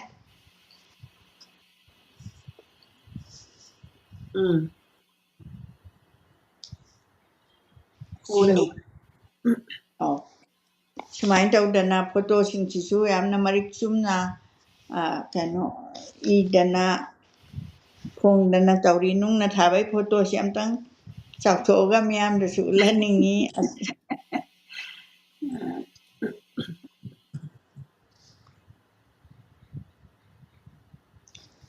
sumain taudana ai mathang karambana khwaidagi very important oiba important ni ro olare important accept ko bar kai dunda wadadi loina ma ko bar sinatana important Nini se mana leader oiraga dagi ma se women leaders oidana. oi Mana letter magi source haitare ko masi direct sigi source mana Dorothy hari pesita letter mana sum I bedo adu gitu dai gitu mana matuda matamduda yamna aidi mana women leader oirise male dominated politics oiba matamdudani uji phawda women leader yengone tholakpa ngamdri mai matamduda yamna nalingai matamni aduda tholakpaduda mana maduda wakiba adagi adugi maramdu khara taning adudi ima pung amaga minute nipan chatle aduna akhoi kano comment khara paraba matungda aina akhoi kano 136 death anniversary of General Balaram Sogaijam gi magi video omle dase masigi reference aina mayamda share tawningi akhoi mayam yengminanaba kaiginoga akhoi masigi maramda mu parurabani madugi khangakanda ngasagi imanasu yaubiruba dugi video gi pung ani muki tongdi na cover tawu madugi link to aina share tawjakrabani adu da chathajarage adu awatpa leibitra thodopa leijadre ngasigidamaktadi okay adudi ai comment sing se amtang thuna imada share tawjage adugi matungda hujiki link to amtang ai tawjage mayamda share tawjage aduga offline da mayamna yengdinaba iche sadna yengbiri Kharibam Somarendro yengbiri so impressed beautiful presentation listening now haina haibira Surjit Luwang yengbiri Tampha Devi yengbiri Nesi Nirmala RK Yengbiri Ahlupdagi Dagi Chema Sadnana enjoy listening. Thank you Chema Haina Habirai Hamon Pramod Yengbiri Canada Dagi Krumjari Ma Yamna Tangna Pangwa translation gi Lyric Ama Tajaba Pangde Mathang Naijari Ama Sunthakachari Finding the Voices Haina Habirai Arif Aribam Yengbiri good evening very interesting topic Haina Habirai J shawl is very unique. Hari ay shawl se si Manipur dagini si Safi Lanfigi canonic series hai tare ko si ya pacha ko Manipur gi putho bani duna akoi mayam Manipur gi product support tawina si akoi gi economy fana ba hairadi akoi gi pot si use tawraga mayam da su gift pi da sijinaraga di Manipur si gi economy se hena pharakani ꯑꯩꯈꯣꯏꯅ ꯍꯟꯗꯛꯀꯤ ꯂꯥꯟꯁꯦ ꯑꯗꯒꯤ ꯃꯁꯤꯗ ꯇꯧꯕꯁꯦ ꯉꯁꯤꯁꯦ ꯇꯥꯡ 3ꯅꯤ ꯑꯩꯈꯣꯏꯅ ꯑꯩꯈꯣꯏ ꯆꯍꯤ 2ꯒꯤ ꯃꯃꯥꯡꯗ ꯂꯥꯟ ꯍꯧꯔꯛꯄ ꯅꯨꯃꯤꯠꯅꯤ ꯑꯗꯨꯅ ꯃꯁꯤ ꯂꯥꯟꯁꯦ ꯑꯃꯨꯛꯀ ꯊꯣꯛꯇꯅꯕ ꯑꯩꯈꯣꯏ ꯈꯨꯔꯨꯝꯖꯔꯤ ꯍꯥꯏꯇꯥꯔꯦ ꯑꯗꯣ ꯂꯥꯟꯒꯤ ꯃꯔꯛꯇ ꯑꯩꯅ ꯃꯅꯤꯄꯨꯔꯗ ꯂꯥꯛꯄ ꯀꯥꯟꯗ ꯑꯩꯈꯣꯏ ꯏꯀꯣꯅꯣꯃꯤꯁꯦ ꯑꯁꯨꯛꯀꯤ ꯃꯇꯤꯛ ꯗꯥꯎꯟꯐꯣꯜ ꯑꯣꯏꯕꯗ ꯑꯩꯈꯣꯏ ꯏꯃꯥ ꯀꯩꯊꯦꯜꯗꯒ ꯆꯠꯄ ꯀꯥꯟꯗ ꯄꯣꯠ ꯂꯩꯕꯗ ꯄꯣꯠꯁꯦ ꯌꯥꯝꯅ ꯄꯣꯠ ꯁꯤꯠꯇꯕ ꯍꯥꯏꯇꯥꯔꯦꯀꯣ ꯑꯩꯈꯣꯏ ꯂꯣꯟꯗ ꯍꯥꯏꯔꯒꯅ ꯑꯗꯨꯅ ꯏꯀꯣꯅꯣꯃꯤ ꯌꯥꯝ ꯗꯥꯎꯟ ꯑꯣꯏꯔꯀꯥꯟꯗ ꯑꯩꯈꯣꯏꯒꯤ ꯏꯃꯥ ꯏꯕꯦꯟ ꯏꯆꯦ ꯏꯆꯟꯁꯤꯡꯅ ꯋꯥꯅ ꯂꯩꯍꯧꯕꯗꯣ ꯑꯗꯨ ꯎꯕ ꯀꯥꯟꯗ ꯑꯩꯁꯦ ꯌꯥꯝ ꯅꯨꯡꯉꯥꯏꯇꯦꯕ ꯃꯣꯏꯅ ꯑꯗꯨꯗ ꯇꯝꯃꯛꯑꯦ ꯄꯣꯠꯁꯦ ꯌꯥꯝ ꯁꯤꯠꯇꯦ ꯏꯕꯦꯝꯃ ꯂꯥꯟ ꯇꯧꯕꯒꯤ ꯀꯩꯅꯣ ꯇꯧꯕꯁꯤꯗ ꯍꯥꯏꯅ ꯑꯗꯨꯅ ꯌꯥꯔꯤꯈꯩ ꯑꯩꯈꯣꯏꯅ ꯑꯩꯈꯣꯏꯒꯤ ꯄꯣꯠꯁꯤ ꯀꯩꯅꯣ ꯁꯞꯄꯣꯔꯠ ꯇꯧꯕ ꯍꯥꯏꯇꯥꯔꯦ ꯃꯁꯤ ꯑꯗꯨꯅ ꯁ꯭ꯃꯣꯜ ꯋꯦ ꯑꯩꯅꯁꯨ ꯇꯧꯖꯕꯅꯤ ꯊꯦꯡꯛ ꯌꯨ ꯑꯥꯔꯤꯐꯅ ꯃꯗꯨ ꯅꯣꯇꯤꯁ ꯇꯧꯕꯒꯤ ꯑꯩꯅ ꯑꯣꯄꯣꯔꯆꯨꯅꯤꯇꯤ ꯐꯪꯉꯦ ꯃꯁꯤ ꯁꯦꯌꯔ ꯇꯧꯅꯕꯒꯤꯗꯃꯛꯇ ꯃꯅꯥꯎ ꯃꯉꯥꯡꯅ ꯊꯋꯥꯏ ꯌꯥꯎꯅ ꯇꯥꯖꯔꯤ ꯊꯥꯒꯠꯆꯔꯤ ꯊꯧꯔꯝ ꯁꯟꯗꯣꯛꯄꯤꯕꯒꯤꯗꯃꯛꯇꯁꯨ ꯍꯥꯏꯅ ꯏꯕꯤꯔꯛꯏ ꯑꯗꯒꯤ ꯉꯁꯥꯏꯒꯤ ꯏꯟꯗꯤꯔꯥ ꯒꯥꯟꯙꯤꯅ ꯚꯣꯠ ꯈꯣꯝꯕ ꯆꯠꯂꯨꯕꯗ ꯑꯣꯔꯤꯁꯥꯗ ꯅꯨꯡꯅ ꯊꯣꯝꯂꯛꯄꯒꯤ ꯋꯥꯔꯤꯗꯣ ꯑꯗꯨ ꯑꯩꯅ ꯅꯣꯛꯄꯗꯨꯗ ꯑꯥꯔꯤꯐꯁꯨ ꯅꯣꯛꯂꯛꯏ ꯁꯨꯔꯖꯤꯠ ꯂꯨꯋꯥꯡ ꯌꯦꯡꯕꯤꯔꯤ ꯈꯨꯃꯟ ꯂꯝꯄꯥꯛꯇꯒꯤ ꯑꯗꯩ ꯆꯦꯟꯅꯥꯏꯗꯒꯤ ꯌꯦꯡꯕꯤꯔꯤ ꯃꯪꯂꯦꯝꯕ ꯑꯍꯩꯕꯝꯅ ꯑꯗꯨ ꯃꯩꯇꯩ ꯃꯌꯦꯛꯁꯦ ꯑꯩꯅ ꯄꯥꯕ ꯊꯣꯛꯆꯗ꯭ꯔꯦ ꯋꯥꯔꯧꯕꯤꯕ ꯌꯥꯗꯦ ꯑꯥꯔꯤꯐ ꯑꯔꯤꯕꯝꯅ ꯃꯪꯂꯦꯝꯕ ꯏꯃꯥꯕꯨ ꯈꯨꯔꯨꯝꯖꯔꯤ ꯆꯦꯟꯅꯥꯏꯗꯒꯤ ꯌꯦꯡꯖꯔꯤ ꯍꯥꯏꯅ ꯑꯥꯔꯤꯐꯅ ꯑꯩꯅ ꯃꯩꯇꯩ ꯃꯌꯦꯛ ꯄꯥꯕ ꯊꯣꯛꯇꯦ ꯑꯗꯨꯗ ꯑꯥꯔꯤꯐꯅ ꯑꯣꯜꯔꯦꯗꯤ ꯇ꯭ꯔꯥꯟꯁꯂꯦꯠ ꯇꯧꯕꯤꯔꯦ ꯊꯦꯡꯛ ꯌꯨ ꯑꯗꯨꯗꯤ ꯃꯇꯥꯡ ꯑꯁꯤꯗ excuse me ꯑꯩ ꯄ꯭ꯔꯣꯒ꯭ꯔꯥꯝ ꯑꯁꯤ ꯂꯣꯏꯁꯤꯟꯖꯅꯕ ꯁꯤꯟꯖꯒꯦ ꯑꯗꯨꯒ ꯍꯧꯖꯤꯛꯀꯤ ꯑꯩꯈꯣꯏꯒꯤ ꯀꯩꯅꯣꯁꯦ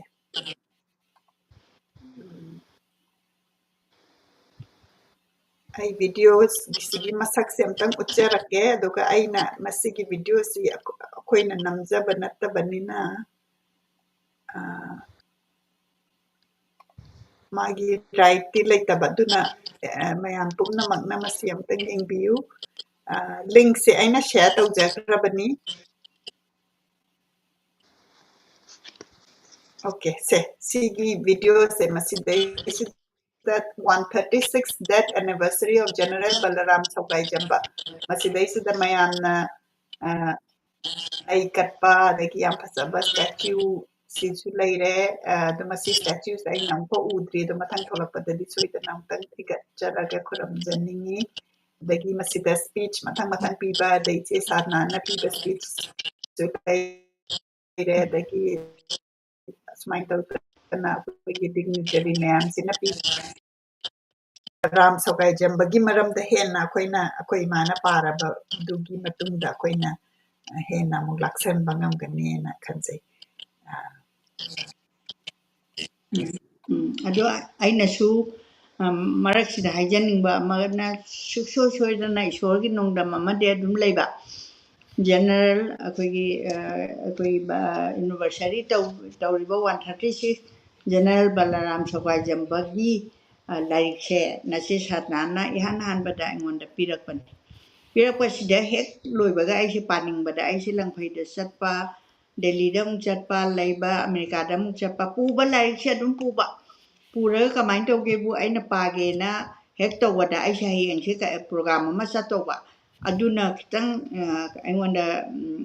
ꯄꯥꯕ ꯉꯝꯈꯤꯗ꯭ꯔꯦ ꯑꯩꯅꯗꯤ ꯌꯨ ꯑꯦꯁꯇꯒ ꯄꯥꯅꯤꯡꯕ ꯌꯨ ꯑꯦꯁꯇ ꯂꯩꯔꯤꯉꯩꯗ ꯄꯥꯒꯦꯅ ꯑꯗꯨꯁꯨ ꯄꯨꯕꯅꯤ ꯑꯗꯨꯒ ꯂꯥꯏꯔꯤꯛꯁꯦ ꯄꯥꯕꯒꯤ ꯇꯥꯏꯃꯤꯡꯁꯦ ꯑꯩꯈꯣꯏꯁꯦ ꯅ꯭ꯌꯨ ꯕ꯭ꯔꯤꯟꯗꯥꯕꯣꯟꯗ ꯑꯃꯨꯛ ꯆꯠꯄ ꯂꯩꯕ ꯈꯣꯠꯄ ꯃꯌꯥꯝ ꯑꯃ ꯇꯧꯕꯗ ꯑꯩ ꯀꯥꯏꯊꯣꯛꯄ ꯉꯝꯖꯈꯤꯗꯕꯁꯦ ꯑꯩꯒꯤ ꯌꯥꯝ ꯁꯔꯄ꯭ꯔꯥꯏꯖ ꯑꯣꯏꯕ ꯋꯥꯐꯝ ꯑꯃꯈꯛ ꯊꯝꯖꯒꯦꯀꯣ ꯂꯥꯏꯔꯤꯛꯁꯦ ꯑꯩ ꯗꯦꯜꯂꯤ ꯊꯅꯝꯃꯤꯔꯥ ꯑꯗꯨꯒ ꯑꯩ ꯌꯨ ꯑꯦꯁꯇ ꯊꯅꯝꯃꯤꯔꯥ ꯑꯩ ꯀꯟꯐ꯭ꯌꯨꯁ ꯇꯧꯔꯦ ꯌꯥꯎꯔꯛꯇ꯭ꯔꯦ ꯑꯗꯨꯒꯗꯤ ꯀꯃꯥꯏꯅ ꯇꯧꯒꯦꯕꯨ ꯑꯩꯗꯤ ꯌꯨꯅꯤꯚꯔꯁꯤꯇꯤꯁꯤꯗ ꯃꯄꯥꯁꯤꯗ ꯋꯤꯛꯁꯤꯗ ꯄꯥꯅꯤ ꯀꯥꯏꯁꯦ ꯑꯩ ꯈꯪꯄꯣꯟꯇꯦ ꯑꯩꯒꯤ ꯗꯥꯛꯇꯔ ꯏꯕꯦꯝꯃ ꯏꯅꯥꯎꯁꯤꯗ ꯑꯩꯅ ꯍꯥꯏ ꯏꯕꯦꯝꯃ ꯂꯥꯏꯔꯤꯛꯇꯣ ꯑꯩ ꯄꯥꯒꯦꯅ ꯄꯨꯕꯅꯤ ꯑꯗꯨꯒ ꯃꯇꯥꯡꯁꯦ ꯁꯨꯡꯆꯥ ꯆꯥꯗꯅ ꯄꯥꯔꯛꯇ꯭ꯔꯦ ꯑꯩ ꯄꯥꯔꯒꯦꯅ ꯍꯥꯏ ꯀꯥꯟꯗ ꯑꯩꯒꯤ ꯏꯅꯥꯎꯁꯤꯅ ꯄꯤꯕꯤꯔꯛꯑꯦ ꯑꯃꯨꯛ ꯂꯧꯔꯒ ꯑꯗꯨꯒ ꯄꯥꯕꯒꯤ ꯑꯍꯨꯝꯁꯨꯕꯁꯤꯗꯅꯦ ꯑꯦꯅꯤꯚꯔꯁꯔꯤ 136 ꯗꯦꯠ ꯌꯨꯅꯤꯚꯔꯁꯤꯇꯤ ꯖꯦꯅꯔꯦꯜ ꯕꯂꯔꯥꯝ ꯁꯀ꯭ꯋꯥꯏꯖꯝꯕꯒꯤꯁꯨ ꯇꯧꯅꯤꯅ ꯕꯥꯇꯣꯟꯁꯦ ꯄꯤꯔꯛꯄꯗ ꯑꯩꯁꯦ ꯄꯨꯔꯥ ꯉꯛꯈ꯭ꯔꯦꯕꯀꯣ ꯑꯗꯨꯗꯤ ꯑꯗꯨꯒꯨꯝꯕ ꯑꯦꯅꯤꯚꯔꯁꯔꯤꯁꯦ ꯌꯥꯎꯅꯕꯒꯤꯗꯃꯛꯇ ꯑꯩꯅ ꯄꯥꯍꯟꯗꯅ ꯂꯥꯏꯅ ꯂꯣꯠꯁꯤꯜꯂꯤꯖꯥꯠ ꯑꯣꯏꯔꯦꯅ ꯑꯩꯗꯤ ꯑꯗꯨꯃꯥꯏꯅ ꯌꯥꯝ ꯈꯪꯒꯜꯂꯦꯕꯀꯣ ꯑꯗꯨꯒꯗꯤ ꯑꯩꯈꯣꯏꯅ ꯈꯜꯂꯝꯕ ꯋꯥꯈꯜꯁꯦ ꯑꯣꯔꯦꯇꯔ ꯃꯌꯥꯝꯗꯨꯅ ꯉꯥꯡꯉꯛꯄꯁꯤꯗꯅꯦ ꯑꯩꯅ ꯈꯜꯂꯦꯕꯀꯣ ꯄꯥꯎꯅꯥ ꯕ꯭ꯔꯖꯕꯥꯁꯤꯒꯤꯗꯤ ꯀꯩꯅꯣꯒꯤ ꯁ꯭ꯇꯦꯠꯀꯤ ꯍꯣꯂꯤꯗꯦ ꯂꯥꯎꯊꯣꯛꯈ꯭ꯔꯦ ꯑꯗꯨꯒ ꯃꯇꯝꯗꯨꯗ ꯆꯣꯡꯊꯥꯃꯤꯌꯥ ꯌꯥꯎꯏ ꯍꯥꯏ ꯌꯥꯎꯗꯦ ꯍꯥꯏꯕꯗꯤ ꯅꯠꯇꯦ ꯃꯥꯒꯤ ꯇꯧꯏ ꯇꯧꯗꯦ ꯍꯥꯏꯕ ꯈꯤꯇꯪꯁꯨ ꯃꯔꯛꯀꯤ ꯑꯩ ꯁꯥꯍꯤꯇ꯭ꯌꯀꯥꯔ ꯑꯃ ꯑꯣꯏꯔꯨꯕꯅꯤꯅ ꯑꯗꯨ ꯑꯩ ꯈꯪꯗ꯭ꯔꯦ ꯑꯗꯨ ꯑꯩꯅꯁꯨ ꯋꯥꯍꯪ ꯍꯪꯉꯦꯕ ꯃꯇꯝꯗꯨꯒꯤ ꯂꯩꯕꯥꯛ ꯄꯨꯕꯤꯔꯤꯕ ꯃꯤ ꯃꯌꯥꯝꯁꯤꯅ ꯀꯅꯥꯒꯨꯝꯕ ꯑꯃ ꯍꯥꯏꯕꯗꯤ ꯐꯣꯔ ꯑꯦꯛꯖꯥꯝꯄꯜ ꯂꯥꯟ ꯑꯃ ꯃꯥꯏ ꯄꯥꯛꯄ ꯑꯗꯨꯒ ꯀꯩꯅꯣꯗ ꯑꯋꯥ ꯂꯥꯟ ꯁꯣꯛꯅꯕꯗ ꯅꯔꯁꯤꯡꯍ ꯒꯝꯚꯤꯔꯁꯤꯡꯍ ꯑꯅꯤꯈꯛꯅꯗꯤ ꯎꯗꯥꯔ ꯇꯧꯕ ꯉꯝꯃꯣꯏ ꯍꯥꯏꯕ ꯑꯩꯈꯣꯏ ꯆꯍꯤ 3 ꯈꯨꯟꯇꯥꯛꯄꯗ ꯄꯨꯔꯥ ꯀꯥꯏꯔꯦ ꯃꯅꯤꯄꯨꯔꯁꯦ ꯑꯉꯥꯡꯒꯥꯁꯦ ꯐꯩꯅ ꯍꯥꯠꯇꯅ ꯈꯣꯠꯇꯅ so many ꯂꯩꯔꯛꯄꯁꯦ ꯃꯁꯤ ꯎꯗꯥꯔ ꯇꯧꯅꯕ ꯍꯣꯠꯅꯕꯗ ꯒꯝꯚꯤꯔꯁꯤꯡꯍ ꯃꯇꯣꯝꯗꯒ ꯅꯔꯁꯤꯡꯍ ꯃꯇꯣꯝꯗꯒꯅ ꯃꯣꯏ ꯑꯅꯤꯕꯨꯗꯤ ꯃꯃꯤꯡꯗꯨ ꯂꯩꯔꯦꯀꯣ ꯈ꯭ꯋꯥꯏꯗꯒꯤ ꯆꯥꯎꯅ ꯑꯗꯨ ꯑꯣꯏꯔꯁꯨ ꯑꯇꯣꯞꯄ ꯂꯥꯟꯃꯤꯁꯤꯡꯁꯤꯗ ꯃꯔꯨꯑꯣꯏꯅ ꯊꯧꯗꯥꯡ ꯄꯨꯔꯤꯁꯦ ꯌꯥꯎꯗ꯭ꯔꯤ ꯀꯩꯒꯤꯅꯣ ꯀꯥꯏꯁꯤ ꯏꯇꯣꯝꯗ ꯀꯣꯏꯁꯟ ꯍꯪꯕꯁꯦ ꯉꯔꯥꯡ ꯑꯣꯔꯦꯇꯔꯁꯤꯡꯁꯤꯅ ꯑꯩꯒꯤ ꯄꯨꯛꯅꯤꯡꯗ ꯂꯩꯕ ꯋꯥꯁꯤꯡꯗꯣ ꯃꯣꯏꯅ ꯂꯣꯏꯅ ꯍꯥꯏꯗꯣꯛꯄꯤꯔꯛꯑꯦꯕꯀꯣ ꯑꯩꯈꯣꯏ ꯂꯧꯁꯤꯡ ꯌꯥꯝ ꯑꯣꯏꯖꯩ ꯑꯗꯒꯤ ꯄꯥꯎꯅꯥ ꯕ꯭ꯔꯖꯕꯥꯁꯤꯒꯤꯁꯨ ꯁ꯭ꯇꯦꯠ ꯍꯣꯂꯤꯗꯦ ꯂꯩꯔꯦ ꯇꯤꯀꯦꯟꯗ꯭ꯔꯖꯤꯒꯤꯁꯨ ꯂꯩꯔꯦ ꯈꯣꯠꯂꯦ ꯑꯗꯨꯒ ꯑꯩꯈꯣꯏꯒꯤ ꯖꯦꯅꯔꯦꯜ ꯕꯂꯔꯥꯝ ꯁꯀ꯭ꯋꯥꯏꯖꯝꯕꯗꯤ ꯀꯩꯅꯣ ꯈꯣꯡꯖꯣꯝ ꯋꯥꯔ ꯌꯥꯎꯗꯦꯅ ꯃꯥꯒꯤ ꯀꯩꯝꯇ ꯇꯧꯔꯝꯗ꯭ꯔꯤꯑꯕ ꯑꯩꯅ ꯋꯥꯍꯪ ꯑꯗꯨꯝ ꯍꯪꯖꯩꯑꯕ ꯑꯩꯈꯣꯏꯒꯤ ꯖꯦꯅꯔꯦꯜ ꯕꯂꯔꯥꯝꯒꯤꯁꯦ ꯄꯥꯕꯁꯦ ꯑꯩ ꯍꯟꯅ ꯄꯥꯔꯀꯥꯟꯗ ꯑꯁ ꯃꯥꯏ ꯊꯧꯅꯥꯁꯦ ꯑꯉꯛꯄꯅꯤ ꯃꯥꯅ ꯁꯥꯎꯒꯟꯗꯕ ꯃꯥꯏ ꯄꯔꯁꯣꯅꯦꯂꯤꯇꯤꯁꯦ ꯂꯣꯏ ꯈꯪꯉꯦ ꯉꯔꯥꯡꯁꯨ ꯑꯗꯨꯝ ꯑꯩꯈꯣꯏꯒꯤ ꯖꯣꯏꯀꯨꯃꯥꯔ ꯍꯥꯏꯁꯦ ꯑꯩꯒꯤꯗꯤ ꯀ꯭ꯂꯥꯁꯅꯤ ꯃꯥꯁꯨ ꯍꯤꯁꯇ꯭ꯔꯤ ꯗꯤꯄꯥꯔꯠꯃꯦꯟꯗ ꯌꯨꯅꯤꯚꯔꯁꯤꯇꯤꯗ ꯇꯧꯕꯅꯤ ꯃꯥꯅꯁꯨ ꯌꯥꯝ ꯐꯖꯅ ꯍꯤꯁꯇꯣꯔꯤꯀꯦꯜ ꯈꯪꯕꯅꯤꯅ ꯕꯂꯔꯥꯝꯒꯤ ꯃꯔꯝꯁꯤꯗ ꯍꯥꯏꯔꯛꯏ ꯑꯗꯨꯒ ꯀꯩꯅꯣꯗ ꯈꯣꯡꯖꯣꯝ ꯂꯥꯟꯗꯗꯤ ꯌꯥꯎꯗꯦ ꯃꯥ ꯃꯃꯥꯡꯗ ꯂꯩꯈꯤꯗ꯭ꯔꯦ ꯑꯗꯨꯝ ꯑꯣꯏꯗꯅꯁꯨ ꯑꯩꯈꯣꯏꯒꯤ ꯂꯩꯔꯤꯕ ꯃꯌꯥꯝꯁꯦ ꯈꯤꯇꯪ ꯌꯨꯅꯤꯇꯤ ꯑꯣꯏꯅ ꯃꯃꯤꯡꯗ ꯑꯣꯏꯔꯒꯁꯨ ꯊꯥꯔꯒ ꯁꯤꯁꯨ ꯌꯥꯎꯈꯤꯕꯅꯤ ꯍꯥꯏꯅ ꯂꯣꯏꯅ ꯃꯟꯗꯤꯔ ꯁꯥꯕ ꯍꯥꯏꯕ ꯅꯠꯇꯕ ꯑꯗꯨꯗꯤ ꯑꯩꯈꯣꯏ ꯃꯅꯤꯄꯨꯔꯗ ꯈꯤꯇꯪ ꯋꯥꯠꯄ꯭ꯔꯥ ꯑꯩꯅ ꯅꯨꯡꯉꯥꯏꯇꯅ ꯂꯩꯔꯝꯕꯁꯦ ꯉꯔꯥꯡꯒꯤ ꯑꯣꯔꯦꯇꯔ ꯑꯩꯅ ꯃꯨꯟꯅ ꯇꯥꯖꯕꯗ ꯖꯣꯏꯀꯨꯃꯥꯔꯒꯤꯁꯤꯃ ꯑꯩꯅ ꯏꯃꯥꯟꯅꯕꯅꯤꯅ ꯀꯧꯖꯕꯅꯤ ꯃꯌꯥꯝꯗꯤ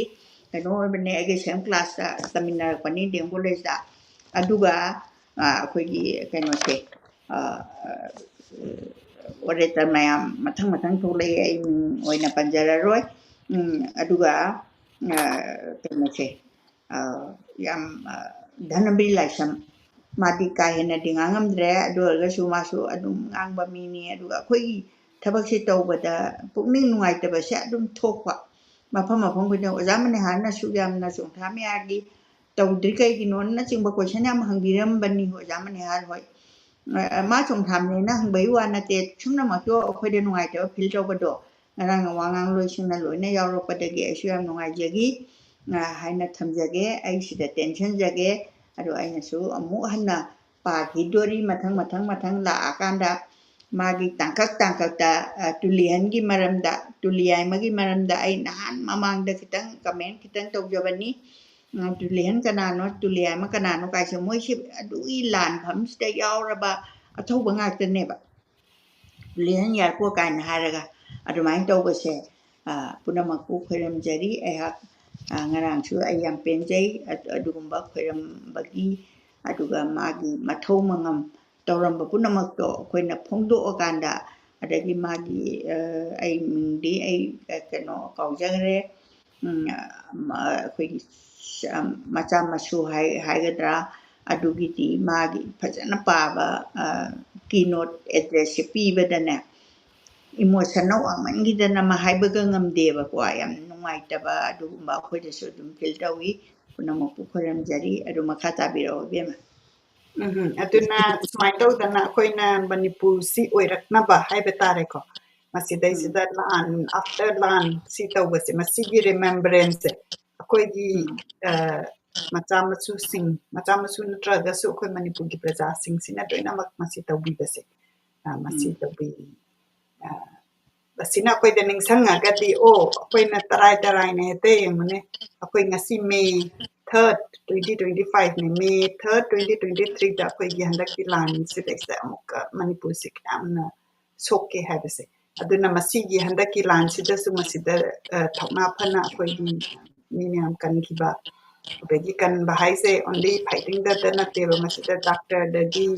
ꯑꯗꯒꯤ ꯆꯥꯅꯅꯕ ꯊꯛꯅꯅꯕ ꯄꯤꯔꯛꯄꯗꯒꯤ ꯑꯩꯒꯤ ꯃꯅꯤꯄꯨꯔꯗ ꯄ꯭ꯔꯣꯕ꯭ꯂꯦꯝ ꯂꯩꯌꯦꯁꯦ ꯋꯥꯔꯜꯗꯅ ꯀꯅꯥꯝ ꯈꯪꯄꯣꯟꯇꯦꯕ ꯋꯥꯔꯜꯗꯤ ꯂꯥꯏꯔꯅ ꯃꯅꯤꯄꯨꯔꯒꯤ ꯏꯟꯗꯤꯌꯥꯒꯤ ꯃꯐꯝꯗ ꯈꯪꯗꯦ ꯏꯃꯥ ꯏꯕꯥꯅꯤꯅ ꯑꯩꯈꯣꯏꯒꯤ ꯂꯥꯟꯁꯤꯒꯤꯗ ꯇꯧꯔꯀꯥꯟꯗ ꯑꯩꯈꯣꯏꯅ ꯊꯣꯛꯂꯛꯄꯗꯣ ꯀꯔꯝ ꯀꯥꯟꯗꯅ ꯖꯨꯂꯥꯏ ꯑꯣꯒꯁꯇꯔ ꯑꯗꯨꯗ ꯊꯣꯛꯂꯛꯄꯗ ꯗꯦꯜꯂꯤꯗ ꯑꯩꯈꯣꯏꯅ ꯂꯝꯖꯦꯟ ꯆꯦꯟꯕꯒꯤꯗꯨꯗ ꯃꯌꯥꯝ ꯈꯪꯅꯅꯕ ꯑꯩꯈꯣꯏꯅ ꯄꯤꯁ ꯐꯣꯔ ꯃꯅꯤꯄꯨꯔ ꯑꯩꯅ ꯇꯧꯕꯗꯨꯗ ꯃꯌꯥꯝ ꯀꯔꯤꯝ ꯈꯪꯗꯦꯅ ꯃꯅꯤꯄꯨꯔꯗ ꯀꯩꯗꯧꯔꯤꯒꯦꯅ ꯈꯪꯗꯦ ꯑꯩꯈꯣꯏꯗ ꯑꯗꯨꯗ ꯑꯩꯁꯦ ꯊꯋꯥꯏ ꯌꯥꯝ ꯅꯨꯡꯉꯥꯏꯈꯤꯗꯦꯕ ꯑꯗꯨꯒ ꯃꯣꯏꯅ ꯂꯥꯎꯊꯣꯛꯄꯗꯅ ꯃꯗꯨꯗ ꯁꯤꯔꯤꯌꯥꯗ ꯂꯥꯟ ꯇꯧꯕꯒꯤ ꯅꯨꯡꯉꯥꯏꯇꯕ ꯐꯣꯡꯗꯣꯛꯏ ꯀꯥꯏꯅ ꯃꯣꯏ ꯂꯥꯎꯊꯣꯛꯏꯅꯦ ꯃꯣꯏꯒꯤ ꯍꯧꯖꯤꯛꯀꯤ ꯀꯩꯅꯣ ꯑꯩꯈꯣꯏꯅ ꯂꯝꯖꯦꯟ ꯆꯦꯜꯂꯨꯕ ꯃꯐꯝꯗ ꯃꯅꯤꯄꯨꯔꯒꯤꯗꯤ ꯀꯅꯥꯝ ꯂꯥꯎꯊꯣꯛꯄꯤꯗꯦ ꯑꯗꯨ ꯑꯣꯏꯇꯥꯔꯗꯤ ꯑꯩꯈꯣꯏꯅ ꯃꯅꯤꯄꯨꯔꯒꯤꯁꯤ ꯑꯩꯈꯣꯏꯅ ꯏꯁꯥꯅ ꯑꯩꯈꯣꯏꯅ ꯊꯤꯒꯠꯂꯒ ꯃꯁꯤ ꯏꯗ꯭ꯔꯒꯗꯤ ꯃꯄꯥꯟꯗ ꯂꯩꯕ ꯑꯗꯒꯤ ꯐ꯭ꯌꯨꯆꯔ ꯖꯦꯅꯦꯔꯦꯁꯟ ꯂꯩꯕꯁꯤꯅ ꯈꯪꯍꯧꯔꯣꯏꯗꯣꯏꯅꯦ ꯑꯗꯣ ꯍꯧꯖꯤꯛ ꯑꯩꯈꯣꯏꯅ ꯍꯧꯖꯤꯛꯀꯤ ꯖꯦꯅꯔꯦꯜ ꯕꯂꯔꯥꯝꯒꯤ ꯁꯤ ꯂꯩꯕꯅꯤꯅ ꯑꯩꯈꯣꯏꯅ ꯈꯪꯗꯕꯁꯦ ꯑꯩꯈꯣꯏ ꯅꯣꯂꯦꯖ ꯑꯣꯏꯔꯦꯗꯅ ꯁꯨꯃꯥꯏꯅ ꯇꯧꯗꯅ 2023ꯒꯤꯁꯤꯁꯨ ꯁꯨꯃꯥꯏꯅ ꯂꯥꯏꯔꯤꯛ ꯍꯦꯟꯅ ꯊꯣꯛꯂꯛꯅꯕ ꯑꯩꯈꯣꯏꯅ ꯈꯤꯇꯪ ꯁꯦꯌꯔ ꯇꯧꯔꯀꯥꯟꯗ ꯇꯧꯃꯤꯟꯅꯁꯤ ꯍꯥꯏꯔꯒ ꯉꯁꯤꯒꯤꯗꯤ ꯄ꯭ꯔꯣꯒ꯭ꯔꯥꯝ ꯑꯁꯤ ꯂꯣꯏꯁꯤꯟꯖꯔꯒꯦ ꯃꯊꯪꯒꯤ ꯁꯦꯇꯔꯗꯦꯗ ꯁꯣꯏꯗꯅ ꯑꯃꯨꯛ ꯎꯅꯃꯤꯟꯅꯔꯒ ꯑꯩꯈꯣꯏꯒꯤ ꯃꯅꯤꯄꯨꯔꯒꯤ ꯂꯤꯇꯔꯦꯆꯔꯗ ꯀꯔꯤ ꯀꯔꯤ ꯂꯩꯔꯤ ꯍꯥꯏꯕꯁꯤ ꯏꯃꯥꯅ ꯑꯩꯈꯣꯏꯗ ꯄꯥꯕꯤꯔꯀꯥꯟꯗ ꯇꯥꯃꯤꯟꯅꯁꯤ ꯈꯨꯔꯨꯝꯖꯔꯤ ꯏꯃꯥꯕꯨꯁꯨ ꯈꯨꯔꯨꯝꯖꯔꯤ ꯄꯨꯝꯅꯃꯛꯄꯨ ꯈꯣꯏꯔꯝꯖꯔꯤ